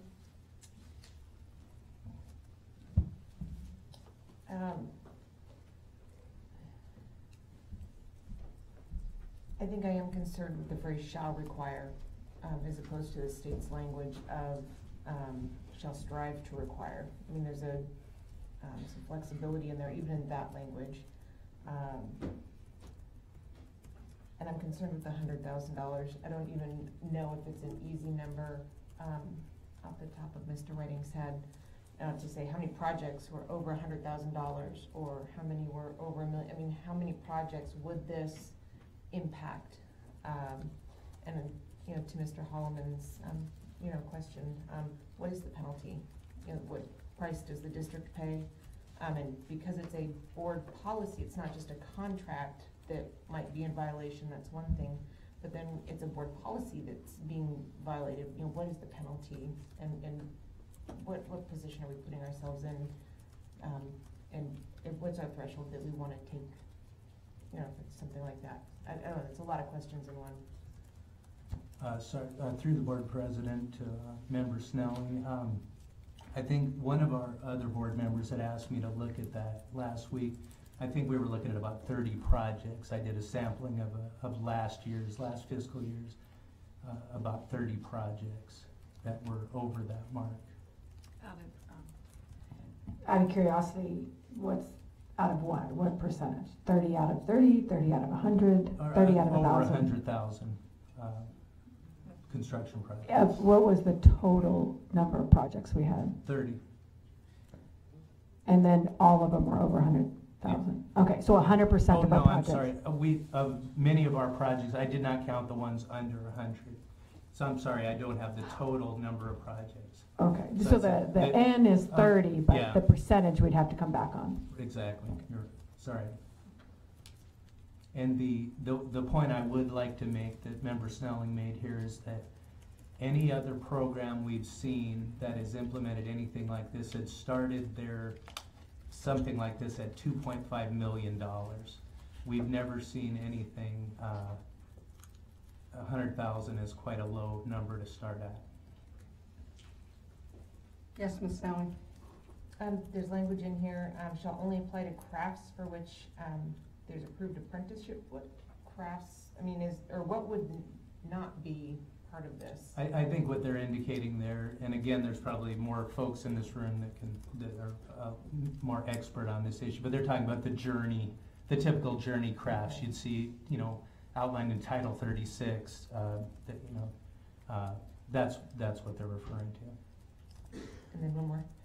The way it reads, no less than 15% of the total hours, so does that mean it can only be measured at the end, or is it something that would be measured during the course of a project, or how does that? Great question, and that's really, as Member Holloman was saying, that the burden would fall on purchasing and CP&C to try to figure out a strategy for this. I've been thinking about it for a while, and it is challenging when you have often any little technicality a bidder can find issue with. They will protest, and they will protest the content of a solicitation. They will protest the award of a solicitation. They will protest issues that occur after award. So this measurement, this compliance is pretty complicated. Do we hire, I talked to Mr. Roth earlier today, and I said, do we need to hire a position as a compliance officer to monitor these projects? So what they do is at the time that the bidders bid, they claim that they're bidding, and they offer 15% apprenticeship utilization on their projects. They must sign an affidavit saying, we pledge to do that on this project. Then within 3 or 4 months, we send out our inspector. They go inspect them. We have them provide payroll to prove that they are complying all through the process. Then what happens when they fall out of compliance? Do we assess liquidated damages to them? Do we disbar them from bidding in the future? And also the fact that what if a contractor, their business model doesn't really, isn't structured for that, then that means they can't bid on ASD work anymore. So they would, you're telling a contractor that they have to do this. And again, I keep hearing that it saves money. If it saves money, people will just do it. That's how business is. Something that saves money, you don't have to force them to do. And again, I'm not opining on the rightness or wrongness of this. I'm just talking about logic. If you tell me something saves money, you don't have to force me to save money. I mean, if it saves you money, you do it. Okay. I appreciate all of the input and the public testimony. I think the way this is written is way too tight and rigid. But I'd like to continue working, whether we do it now or we do it, over the next couple weeks or whatever, to come back with something that does work, because I support apprentices. I support, the education, after, we let them go. And so I want to see something happen, but the way this is written is way too tight, that I think would open ourselves up to a lot more complication that I don't think we can afford right now. And in that respect, could you be more specific on what you would be looking at as far as changes? I'd added 1 0 to the 100,000. I'd make $1 million. I don't think it needs to go to 2.5, but I could be more comfortable with $1 million. And the shall require, I need a little bit of flexibility in there. That's the kind of flexibility I would look for. Would you like to make an amendment to this at this time?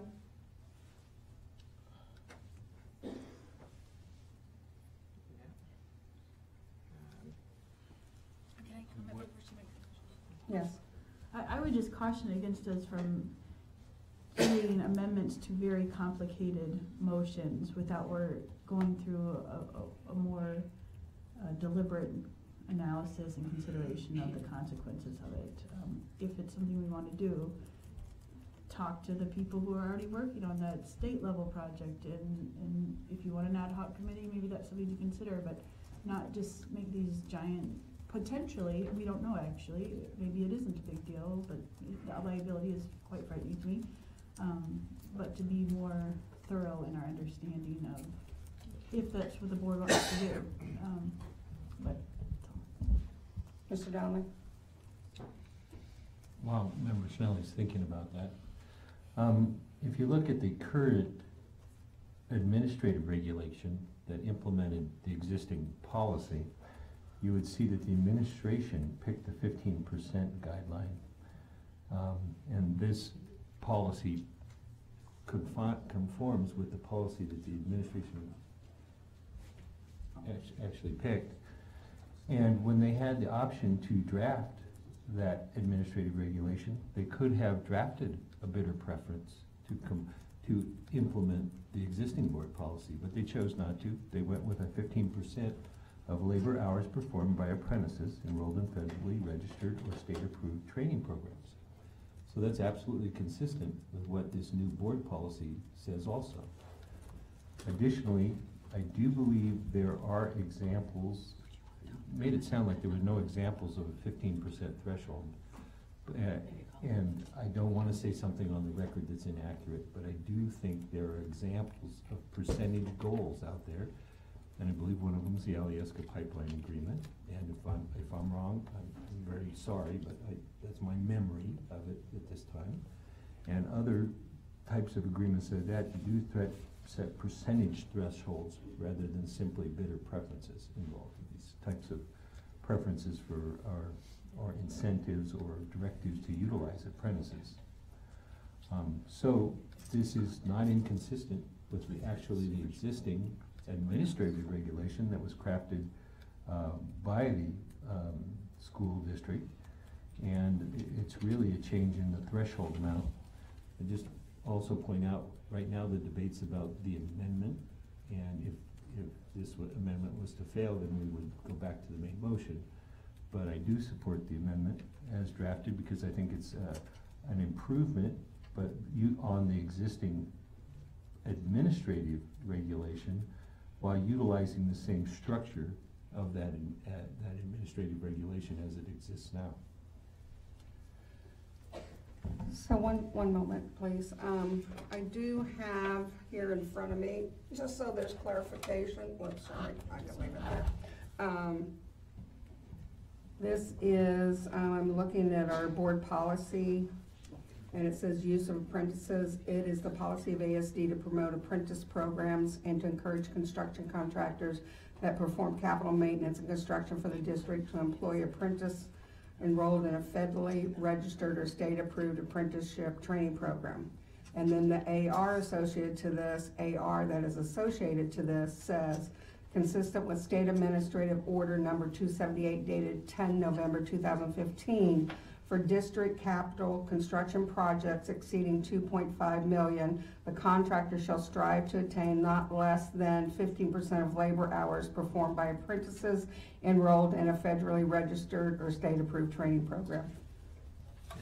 Okay, Ms. Skeldig, I just wanted to give sure, that. and I just want to clarify that the administration didn't draft the language of the AR, it's just a copy of the state, as we discussed in our governance committee.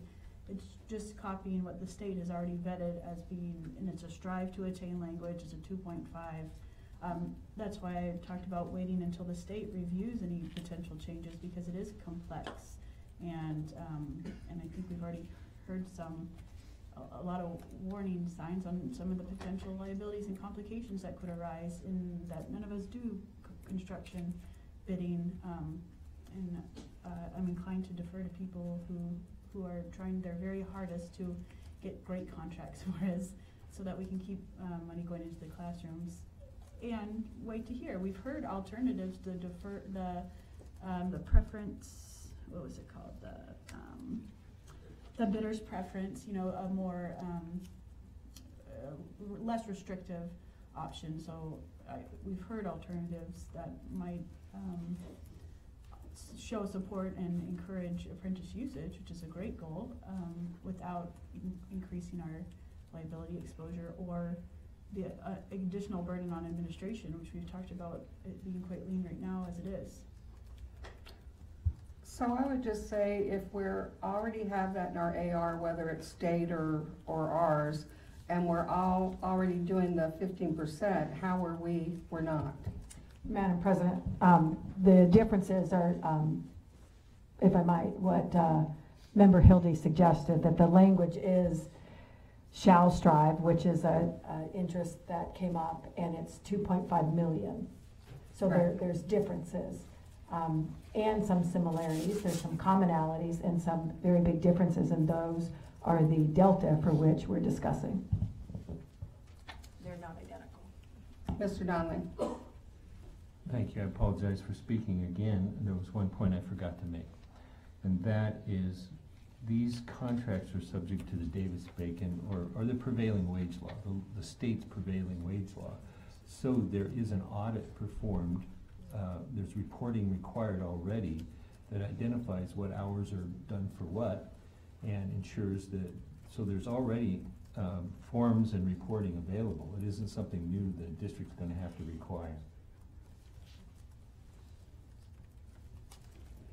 Mr. Foster. Thank you. Couple of notes. One, having worked in the construction industry for some time, I appreciate the effort and the sort of the comments on both sides. But let me return to why I think this is actually a valuable policy to put forward at the board level. One, I think it makes excellent sense for us to promote apprenticeship programs, because that's a great on-ramp for our children who are coming through the system to lead them to success in life. And that's a really important community benefit for the folks that we graduate. I think it's also a community benefit from the folks in the industry trying to hire skilled labor, because we've heard from Anchorage Economic Development Corporation that some of the challenges that their membership face have to do with not enough people in the construction trades. 3, having looked at the cycles of pricing in the construction industry over decades, including some consulting work for the Denali Commission, working with various contracting agencies, apprenticeship programs build a local workforce and mitigate against higher prices when you have a construction uptick. Like, for example, after an earthquake and you've got to rebuild. So you want to also acknowledge that there are capacity building elements to this that are very valuable to the community that do mitigate against local shortages and create capacity and effectively even out price spikes. So I think there's some significant benefits. With respect to the total labor hours worked, 15% I think is a very reasonable number, given not only the state administrative order and the analysis there, but looking at other project labor agreements. For example, out of Juneau, with a 20% number in that particular labor market, I suspect we'll find that the Anchorage labor market will do fine at a 15% level. Finally, with respect to the $100,000 threshold, I think that's an interesting question about how small you go. I don't have an independent opinion about that, but I think this certainly gets it started, and to the extent that we have a particular challenge in those lower numbers, I would be open to revisiting that. But I do think the presence of an apprenticeship program and the requirement for hours makes a lot of sense for our community and for our kids. Thank you. Mr. Foster, would you like to make an amendment to that dollar amount, or you want to leave it as such? Don't have an opinion about it. So Okay. it's fine going forward. I'll just say that I support this. I think it's the right thing to do. We are always encouraging our students in programs to complete or further their education and into the trades. We hear all the time that that we're not, or we don't have enough of the skilled laborers in our workforce, and this is one way to ensure this. I do believe that, as we've said before, sometimes we don't always do what's easiest for the administration or the teachers. Sometimes we have to make decisions based on the best interest of our students and moving forward. And I believe this is one of those times, and I think that with change, there is always a little bit of hardship, and I don't see that truly as a factor in not voting for this. Are we ready to vote, or is there any other discussion? Okay, student vote. On the amendment, right? Yeah. We're voting on the amendment. Yes. Board members, please vote.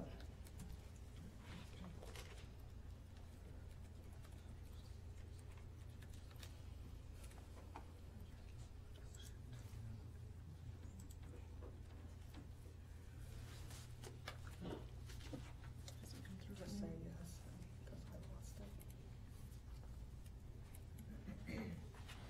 And this actually was substitute language, so I guess we could do the main motion. Next amended, yeah, with the substitute language. Yeah. So this motion passes with 6 yeas and 2 nays. Now moving on. What? 5 yeas and 2 nays. Oh, sorry, 5 yeas and 2 nays, I can't add. That's pretty bad. Anyway, it's 5 yeas and 2 nays. So, Now we move forward. Main motion as substituted. Yeah, I would say, since we missed it the first time around, just say as substituted.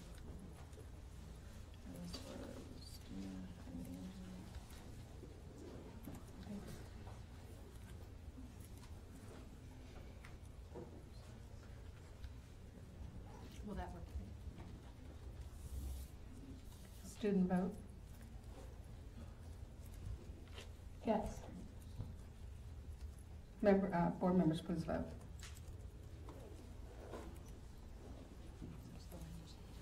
yeah. Same language, we're just, Yeah. yeah, procedural.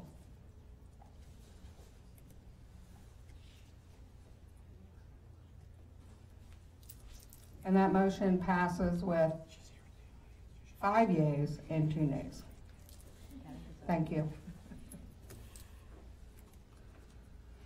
Okay. Ms. Mitchell, moving on. That's a long list.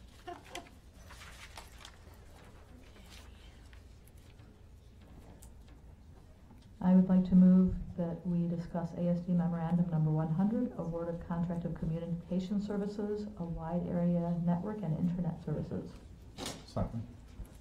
Is there any public testimony on memorandum 100? Okay, no public testimony. Is there any board discussion? Okay, at this time, student vote, please. Yes. Board members, please vote.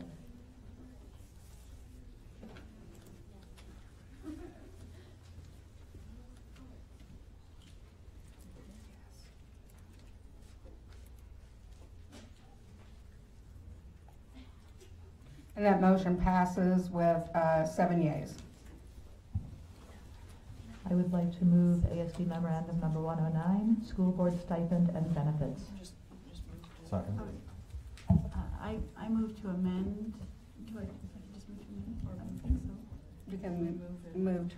Okay. I move to amend the agenda to remove board ASD memorandum number 109, school board stipend and benefits. Second. Second, okay. We're, state law and municipal ordinance prevent governing boards from voting on decisions that they have a financial interest in, so I reluctantly share that. So we'll just stop there. Okay. So not necessarily to vote on something we can't change. You are not able to without violating the conflict of interest. Thank you. Okay, that has. So we have to vote to amend the agenda to remove it. Yes. I'm not sure why it's right here. Hold on. You could just ask if there's any objection. Yes. Yeah. Is there any objection to that? I'm confused about what's on the floor. I move to amend the agenda to remove this item. If we don't remove it from the agenda, we can only abstain from voting on it. Understood. Thank you. Is there any dissension? No? Okay. So you want me to mark it unanimous? Yeah, we'll move that forward then. Thank you.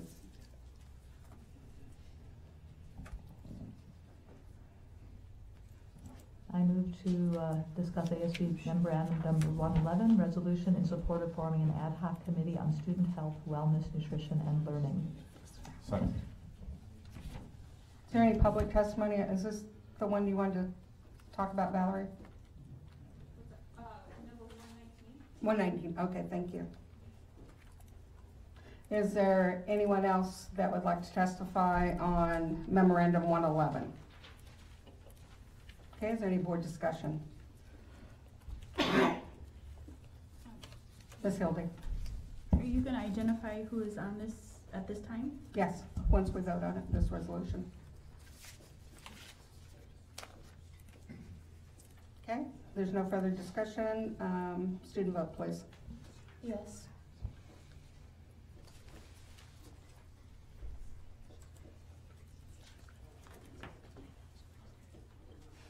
And that passes with 7 yeas.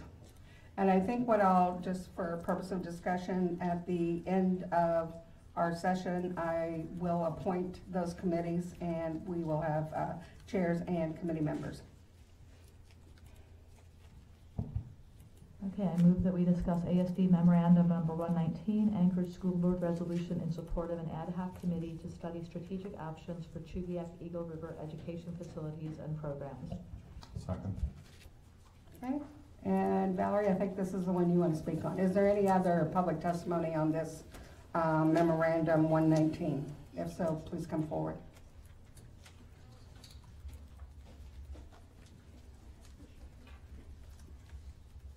And Valerie, you can begin when you see the clock to your left there.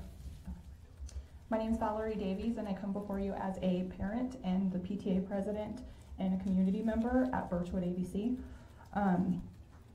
As you know, we've combined with Eagle River Elementary at our school because of the earthquake, and I just want to tell you it's not working. We need to come up with other alternatives for next year. It's not working for our students or for our staff. There are a bazillion reasons. One of the things of Birchwood ABC is we're an alternative education program, and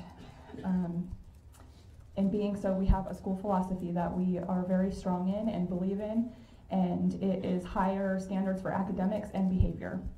And those are not things that are happening at Eagle River Elementary, and it makes it hard to have their population of students intermixed with our student population. I've heard many rumors about what might take place next year.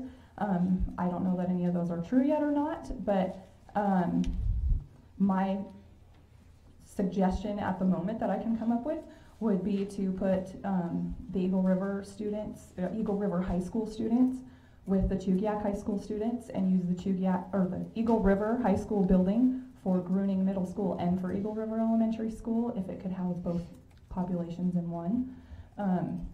I think that would solve a lot of the problems that are happening in the community right now with the combination.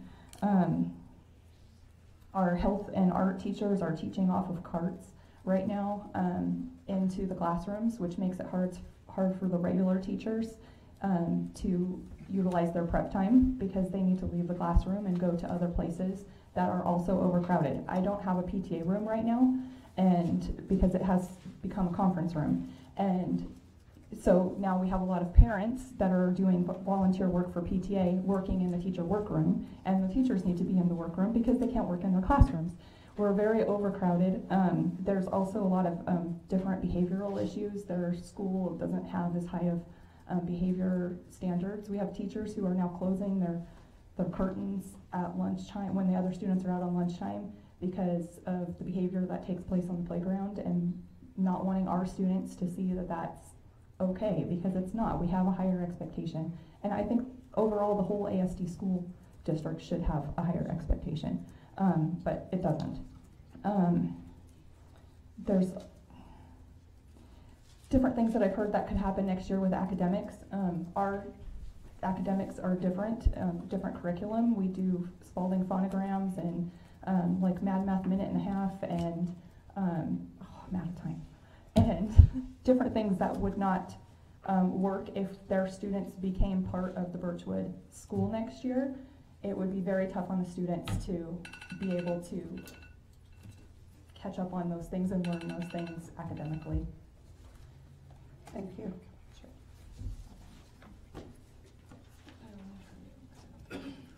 And if you could state your name and spell your last name, please. Sure. My name is Kai, K-A-I, Binkley, B-I-N-K-L-E-Y, Sims, S-I-M-S.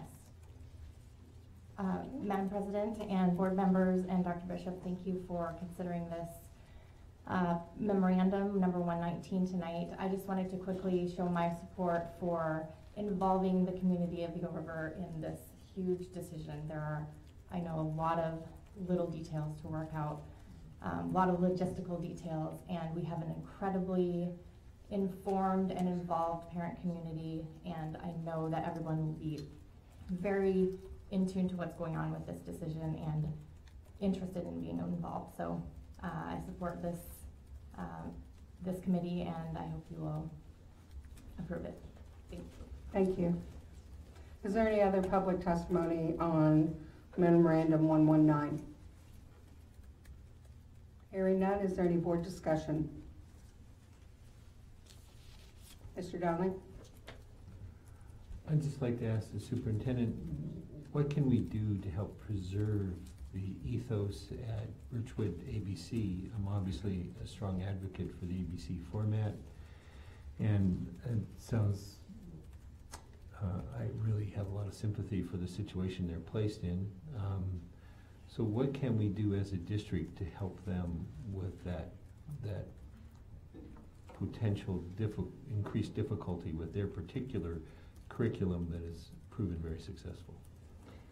Through the president to Dave Donnelly, certainly the curriculum there isn't a proposed change to any curriculum for Birchwood ABC. However, there obviously there's it's not a perfect world, and I want to say that I don't have perfect answers.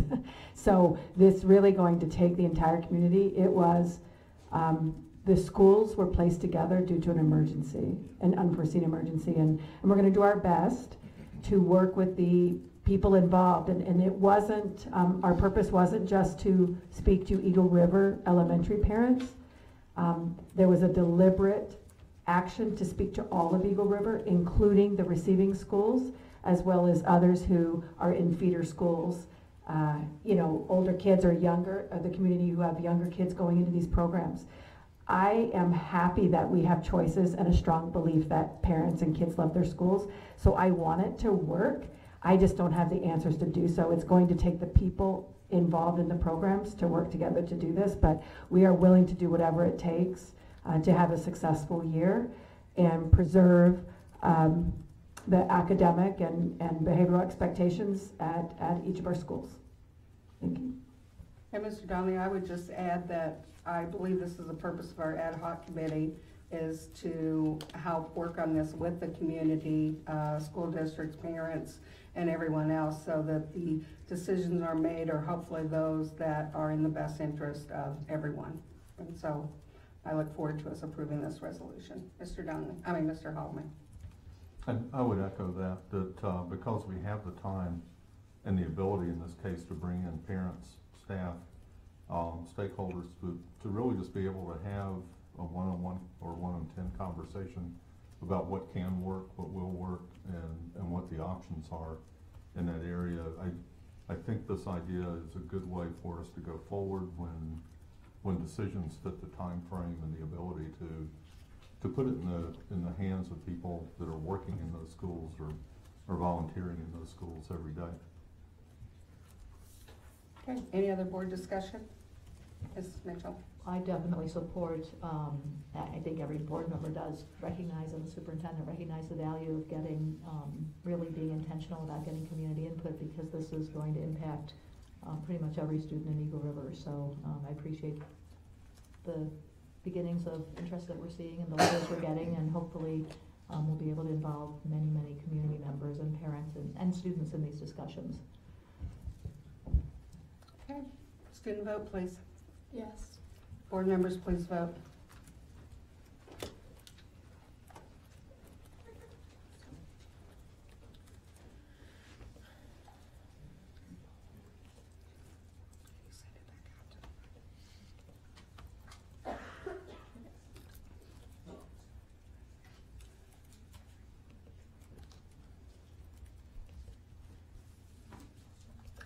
And that passes with 7 yeas.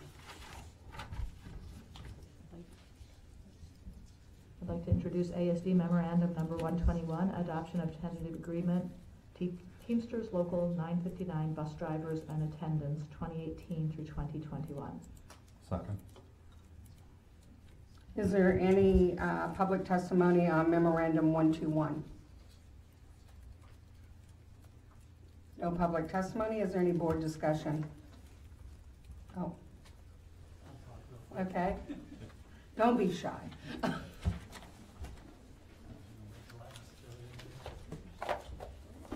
And you probably need to turn that mic. Oh, there you got it. There we go. My name is Dale Miller, business representative with Teamsters Local 959. I just come here to testify in support of this. I hope that the board realizes the work that went into getting this contract. I appreciate the bargaining team that the board assembled for this. I think we work collaboratively and have an agreement to continue to provide the best service the Anchorage School District can have for transporting the most valuable resources, which are the children. These folks get up every morning, take them to school, bring them home safely. This is, once again, I think a reasonable contract for the economic times that we're in. And we're collaborative on it, so I just urge your approval. Thank you. Thank you. Yes, Dr. Bishop. Madam President, I would like to state as well that since we were just on the earthquake, that our bus drivers did a phenomenal job. We had approximately, really, about 10 to 12,000 students on buses at the time of the earthquake, and our drivers transported them to pickup locations, sat with them, worked with teachers, communicated who was on the buses, who weren't, assisted in releasing to parents. Our bus drivers were a valued, highly valued part of our team.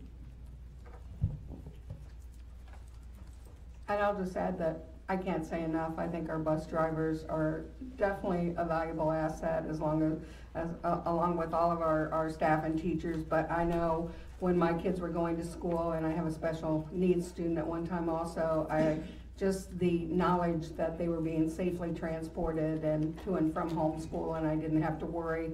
It's a big responsibility, and I appreciate it, as I'm sure all board members do. Thank you. Any other board discussion? Okay, student vote, please. Yes. Members, please vote.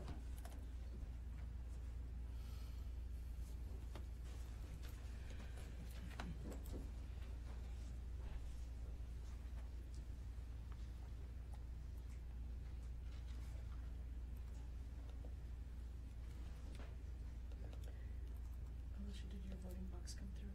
I voted. Oh, there it is. And that motion passes with 7 yeas.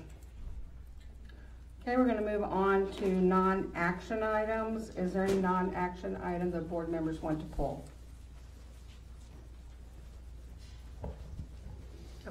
I'd like to pull number 117, number 114, and number 120.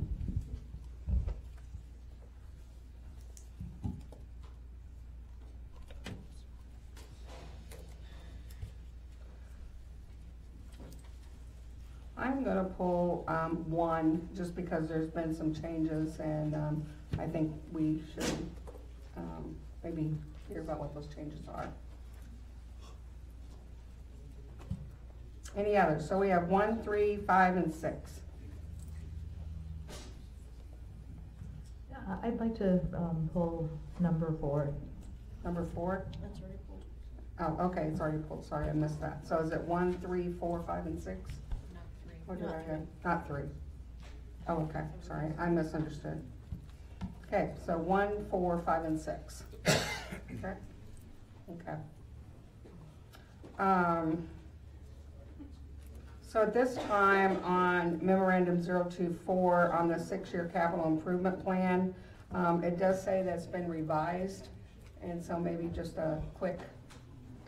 Madam President, as Tom Roth is coming forward, the recommendation was to not change the projects. However, the revision is for the $4 million that went through the assembly that we added. So we changed the total amount with the board's guidance. However, as will be shared, if you have any specific questions, just knowing time, the additions were, and the revision was brought back to the kayak committee, and they agreed leave things the same until we answer some of the forthcoming questions in regard to Eagle River.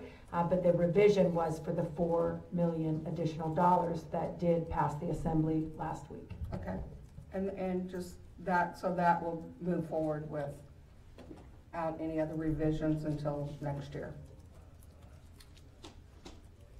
To the President, just to speak to Dr. Bishop's comment, yes. So we did modify year 1 based on the additional $4 million that was added and approved for the Assembly to go on the ballot. But due to some of the uncertainties with the earthquake damage, we are advocating that the remainder not change. We did consult with the kayak, and they concurred with that recommendation to the board. Thank you. Are there any other board questions? All right, thank you, gentlemen. Just wanted clarification on that. Thank you. Okay, moving on to number 4. And who pulled number 4? Alicia? Ms. Hildy? Just pulling it up.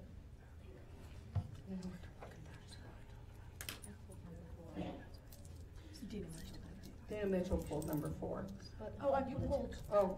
It doesn't, I don't care. But you pulled something before that. I pulled 4, 5, and 6. Oh, okay. Okay, well, you can both speak to it, but. Sure, I just wanted to say that we went through this in the governance committee and talked about it and heard administrative consideration on it, and this is one that we did submit to the full board for consideration on having a more neutral policy on student retention and in promoting parental involvement in that process. So I just wanted to say we talked about it and recommend it. Ms. Mitchell? So I think the intent is good, and we all want kids to be proficient before they pass on to the next grade. I'm a little bit concerned about, I mean, I don't have any big issues with the way this is worded because it does involve the parents. I guess what I have read a little bit on best practices around the country around these areas, and I think we're making great strides, and this is obviously one of our top goals for the district. Before you retain a child, their districts have special summer programs to address reading deficiencies. They work with parents in the home to put together a program to help them understand how to support their children's reading, and we know that in a lot of our families, some of those supports aren't really possible, and so I guess I would want to know, I know that we do retain a very small percentage of our students now, and maybe I missed it. Have we talked about when they have been retained and then get promoted after that? Has it helped? Have we had them just simply repeat the same year, or have they? Through the president, I just want to share that we didn't come prepared to share all those data. However, administration feels confident that this is a good policy.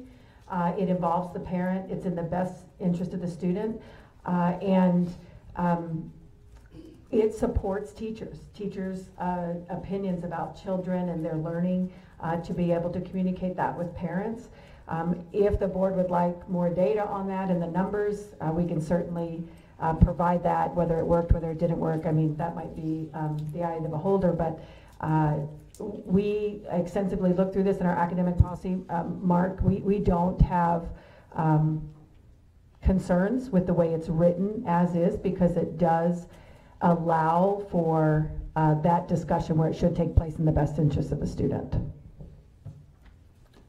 There's just new questions. Yeah, through the president, I think it helps if we take a little more expansive definition of the word retention. When we think of retention, people automatically think fail the year, repeat the year.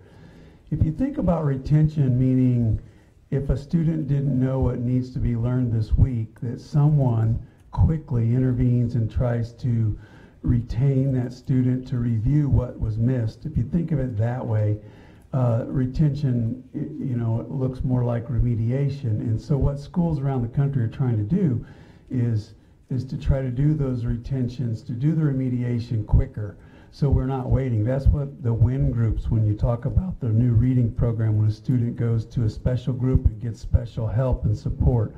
But as far as this policy specifically, if we bring in the parents and we work really hard to look at academic proficiency as part of that discussion, we don't see any problem with the policy as it's written. We promote it.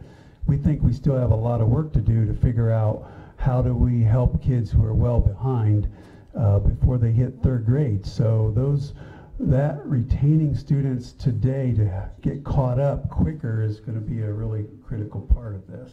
Not waiting till the year is over and then repeating an entire year, as opposed to repeating this week what I didn't learn. So, well, since I have my head this way first, Mr. Holland. I'd like to say it would help to have the data next week on how many elementary retentions for a whole year we've had for the last couple of years, and also what the failure rate at secondary for specific classes looks like. Because I know when you get into high school, it's sort of hard to say whether or not someone's retained or not.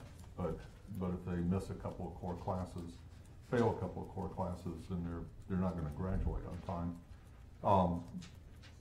I taught for some time in a district. I don't want to name the district because there's no need for that.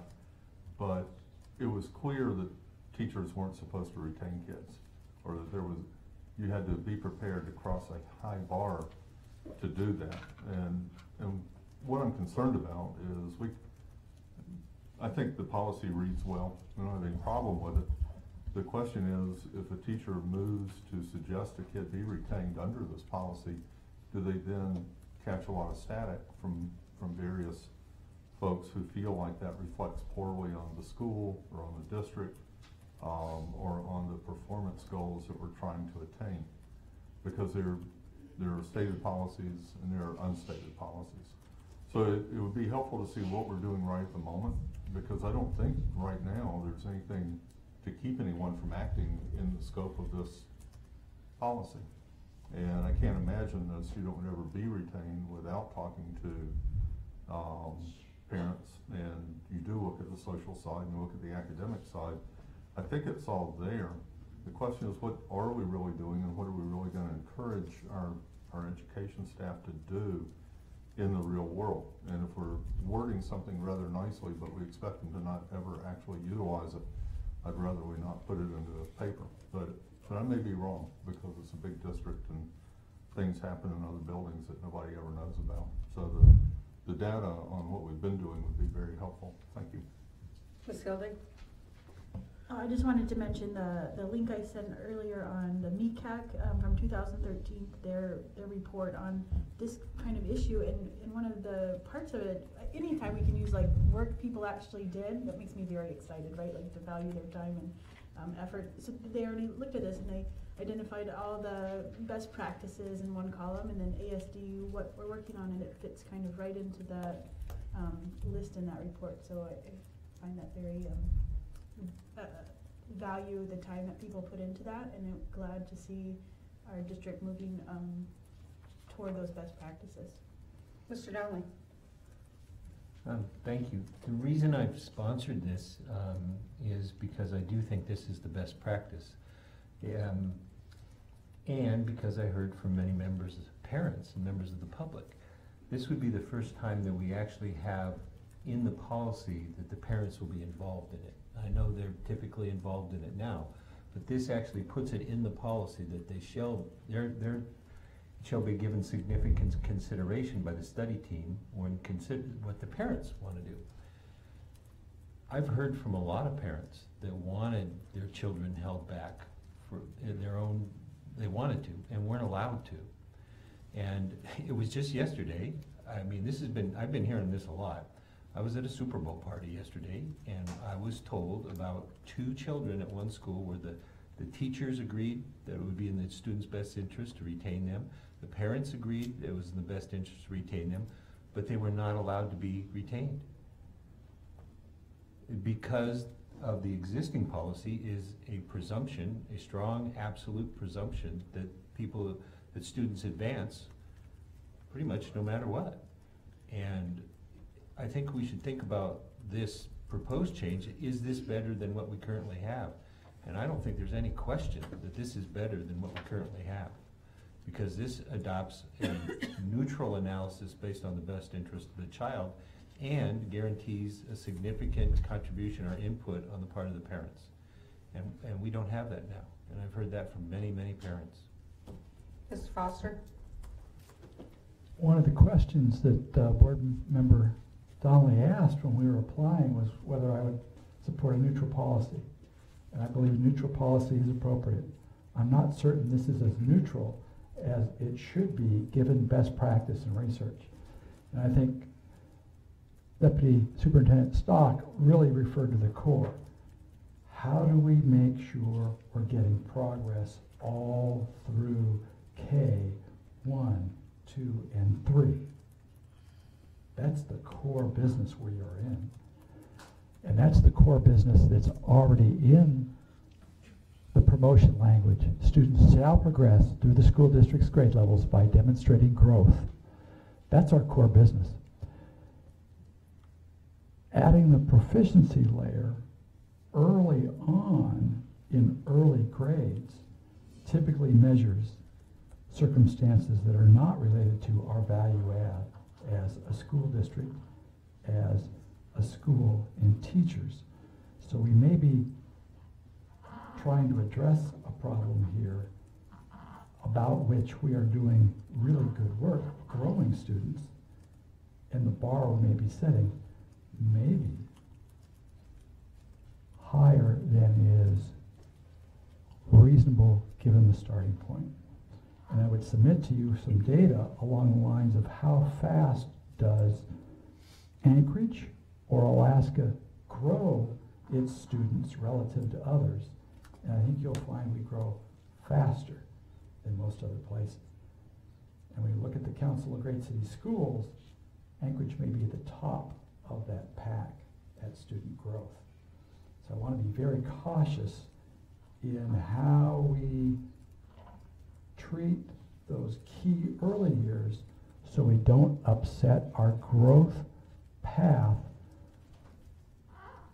across the grade span. Florida has tried this and they've crashed. They get high 4th grade scores in NAEP and they don't do so well as they get in the outer years. So we want to be very careful about the balance. So I'm looking forward to working through this and seeing if we've really constructed a neutral policy that still retains the growth that we've been able to achieve and then improves upon that. Thank you. I'm going to speak as a parent who I initiated retention of my child and was fought the whole way. And it wasn't the teacher, it wasn't the school district that initiated it, it was me. He did not know his alphabets, he could not speak full sentences, there was a lot of things that he could not do. And I understand the issue of trying to move our students on and working with them, But I felt as a parent, it was in his best interest to hold him back, and I liked that thought, and I listened to all the reasons. You know, they're more apt to drop out of school, they're more apt to do this, and I understood all that. I listened to everyone. But as a parent, I like to know that I have a say in the education of my student. And I think it's important that we keep that verbiage in there and that parents are included in this discussion.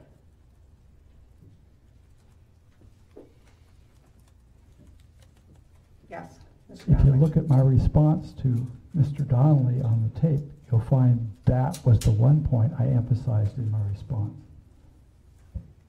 So I would support this. Any other comments? Mr. Donnelly?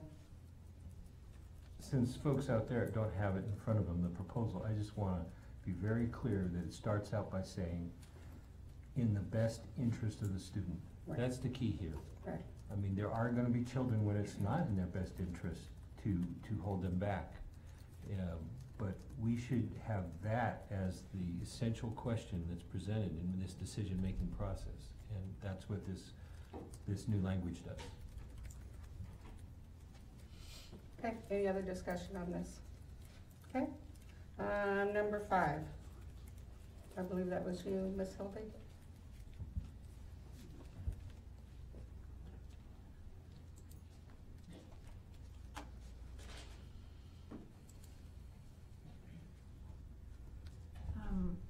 Yeah, I was just want to make note that we've kind of, we went over the 800,000 mark for our upper limit spending authority. Is that the full, our managed budget is 804 million for, you know, what's the number we say when the amount of our budget is? Operations first. Right, we do have a total budget with our grants and other things, and then an operational budget, but I don't believe the actual number crossed over 800,000. It's under that, but our upper limit authority is different than that. It's 700, give me that number, gentlemen. 700 something.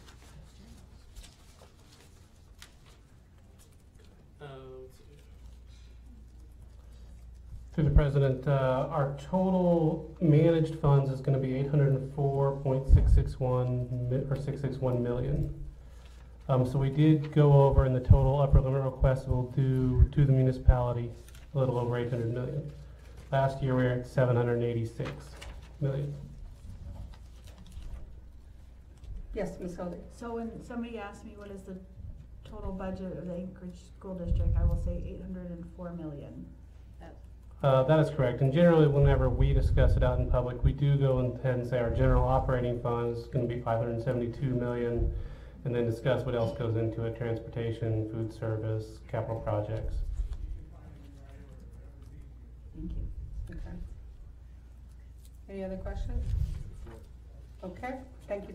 Well, let's see, what's the next one? Okay, yeah. To be clear though, the debt service is just for the general operating budget. Is that what you mean? right. I think it's, to your point, it's actually really important to share that in regard to all the different funds. The tax base for what the municipality gives us for the general fund would not include all the grants and all the other funds. It's really the state foundation formula, and then that component that's the city's required local effort, and then the city's maximum effort, which, as you're aware, have provided that for many years, but that would not include grants and student nutrition and other funds within the district.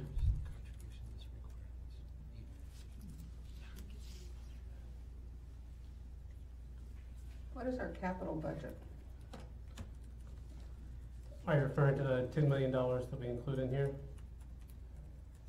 Or generally for the upper limit spending authority, we've included about $10 million each year in the event we get appropriated state legislative grants to preserve that upper limit authority in case we do get those. Other capital expenditures are voter driven, so those are outside of what the but we have considered the upper limit spending. Yes, Ms. Hildy? And just to clarify, we had talked about that upper limit spending authority. That was something the board approved to go over and above that we might not normally do because of the earthquake. And we will likely be reimbursed for that and the number will go down, or? What actually happened in December, we didn't know the timelines for when we would expect state grants, FEMA money. We didn't know how much it would cost at that point in time. That was very shortly after the earthquake. So when we increased the upper limit authority, we really just increased it to a point that we knew any of the short-term bills and invoices coming in, that we were allowed to pay that if it exceeded our annual cost. It also meant if we got state money, which we haven't, or FEMA money, then we would have been able to receive that. If you look at this current budget that's in front of you, you look underneath grants in the back, you'll see state legislative grants, and I think we put $8.75 million as a placeholder for the discussions we're going to have over the next couple of weeks. In that, we knew that $3.5 million was the K-3 PTR. We're still developing other ones. We still have plenty of time for board input, feedback, and directives. And that amount, you know, typically for grants, revenue equals expenses. So you can put a dollar amount in, like we put $10 million a year for state capital grants. Very rarely do we get any, but that cap is there, that upper limit allows you to receive it if we get funds. In fact, we were quite surprised a couple of years ago. We got money for a roof that had been damaged and we had paid for out of fund balance. And we were pleasantly surprised when the state, in fact, did give us money. So occasionally that gets used. For the state legislative grants, it would be something similar to that. We would put an amount of money equal to the number of state legislative grants that the board believes we would go after.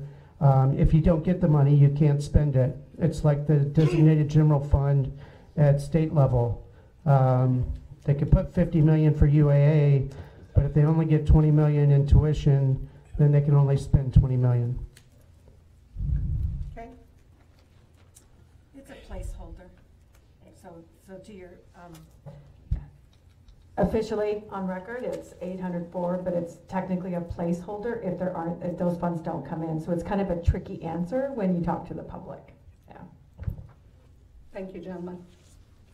And the last one that was pulled was revision to BP 6.1, well, anyway, Memorandum 120. You pulled that one? We did discuss this during governance and voted not to submit it to the full board for consideration. I think it was just added to the agenda by preference, or I'm not sure, but we did review it, and I included in the governance report our discussion of it, or what was presented. But I not. My understanding of the practice is that we make a motion to amend the agenda, or the board president. I think the board president can just add things to the agenda. So that's fine. I'm just trying to clarify the process. Yeah, Dave, I thought you said Alicia had seconded. You agreed to second it. No, if as a motion. So if we want to add something to the agenda, we come to the meeting and make a motion, and then I did agree to second it, and then we would vote to add it to the agenda. Or the board president can put things on the agenda, so that's also fine. It's not like there's something wrong here. I just want to clarify the process. If we talk about it in governance, my expectation was perhaps that if we don't recommend it to the board, that you would go through the motion to amend the agenda process. So speaking on that, I do think we need to, and the reason we put it on the agenda is because Mr. Donnelly had said that it would be seconded. And I think one thing I want to caution all of our committees is we do need to follow our committee guidance. And the purpose of committees is to vet these type of things on whether they should come to the full board or not. So I would hope that with our committees, if you're not going to put it forth during that committee, then you know, agreeing to second it later on or whatever is not appropriate. It should be done through the committee, and the committee should move it forward, unless there's any other disagreement with that. And then as I always say during the committee meeting, if we don't agree to move it forward, you're always welcome to present it to the full board as your own motion to amend the agenda, but then the whole board has to vote to amend the agenda. Well, they have to get a second. A second and a full vote to, oh, just a That's never second. been the policy. That's not the policy. To add to the agenda? Yeah, the policy was So to that's get a the second. confusion, okay. So we'll review that? Yeah, I think we need to review that, but we need to follow whatever the policy Okay, is. thank you. Yeah. So thank you, Ms. Thurston. So the thing that I know we have new business next, but the thing I'd like to do at this time is to appoint those committees that the board has supported through the resolutions and the chairs. And so on the first committee with Committee on Student Health, Wellness, and Nutrition and Learning, I think that given our constraints on the other committee, that a lot of board members are going to be participating in this, and this committee may take a little bit longer to come back with a recommendation. So I'd like to co-chair this committee, if that's okay, and I'd like for that to be Mr. Foster and Mrs. Mitchell. If you guys are okay with co-chairing that committee, I would certainly appreciate it. And then I would, because that's two committee members, is there a third member that would like to serve on that committee? This is the recess one? Yes. Ms. Hildy, then you will also be on that committee. That'll make 3 board members on the committee. As far as the Chugach Eagle River committee, I'd like to appoint Ms. Snelling as chair of that committee, being that she's part of the Eagle River community. And at this time, I would ask for board members who would like to serve on that committee.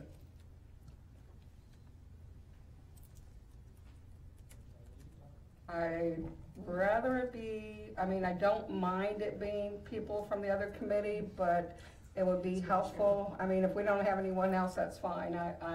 I'm going to be at both of them, so, and I'm there as a, right. So, if there's no one else, I'll accept Ms. Mitchell. Well, I am interested in being on it. I'm a little concerned about the timing, only because we have the legislative fly-in. I'm going to be out of town through the 14th, you're out of town through the 12th. So I don't know how much that will restrict my ability to be okay. Okay. If he's on it, he can cover that first one, and then all the others that I see.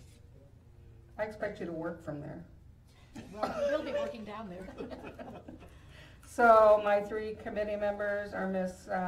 Snelling, Ms. Mitchell, and Mr. Foster on this other committee also. I just want to state that the importance of the Chugach Eagle River Committee comes first, and that we have a 2-week window, I believe, and, well, not 2 weeks, but we have a very short, 2 months. We have a very short window in which to enact getting community members involved in the best possible way, and I will be attending that committee as a ad hoc committee member. Okay, we're set. Is there any other new business at this time? Yes. Madam President, thank you for that clarity in regard to the timing of that. And in the work session today, we did share in regard to the Eagle River, Chugach Eagle River, whichever, however I think we put Chugach Eagle River Committee. FEMA has declared, it's tied into the declaration by the disaster at the federal level of a disaster, and FEMA is on site, and within 60 days of our first work with them, we need to have not a detailed plan, but a broad plan of how we are going to move forward. And so it's imperative that that committee is there, and the reason it's 2 months, I don't want anyone to feel like we're rushing through this, is because with that federal notification of a disaster, we have a high ability of negotiating great outcomes for that community and our whole community in regard to rebuilding schools and having the funding to do so. So it's strictly a process by which would behoove us all economically in our pockets if we could come with a set of recommendations earlier rather than later with FEMA. And Dr. Bishop, I will let you assign what other staff members you'd like to participate in those committees if you'd let the various committee chairs know. Is there any other new business? Okay, no other new business. Do we have any final public testimony? Would anybody like to testify on anything at this point? It would be on non-action or non-action or non-agenda items. So anything that you would like to testify on. Okay. At this time, this is when we do our comments and communications, and I just want to say this as school board and administration. If you have any comments or communications, this is the time. Madam President? Yes. We wanted to offer administration that if we would love to provide anyone at your convenience further follow-up on the budget. If you had any questions in regard to your amendments, how they would just let us know and we will accommodate those. Thank you. And just a reminder, we're going to have those amendments in, and I really hope by the end of Monday. So no comments. Remember, visit your school. Ms. Mitchell. Yeah, I just wanted to, first of all, I know there's been just so much going on this year. I want to really thank the administration and all of the teachers and everybody who stuck with all of the stress of the year. And last week I made a concerted effort to get into several of my schools, and it's amazing what's going on in every classroom every day. The magic, the enthusiasm, the engaged learning. I was walking around with the principal of one of the schools, and she saw a little boy who has had issues with attendance, and he said, "Are you going to do the cheer? Are you going to do the cheer?" She said, "Absolutely." I guess every day he comes to school, she goes and does a cheer for him. Attendance is an issue at many of our schools, and I think that's something, everybody continues to tackle, because if they aren't there, we can't teach them. But I just am so impressed whenever I am spending a lot of time in our schools at just the passion and the love and the professionalism, and thank you. And it certainly makes it all worthwhile, doesn't it? Yeah. So thank you to everyone, board members, administration, teachers, everyone, for the job that you do every day for our kids. And on that note, we are adjourned. Thank you. 9:34. It could have been 9:30.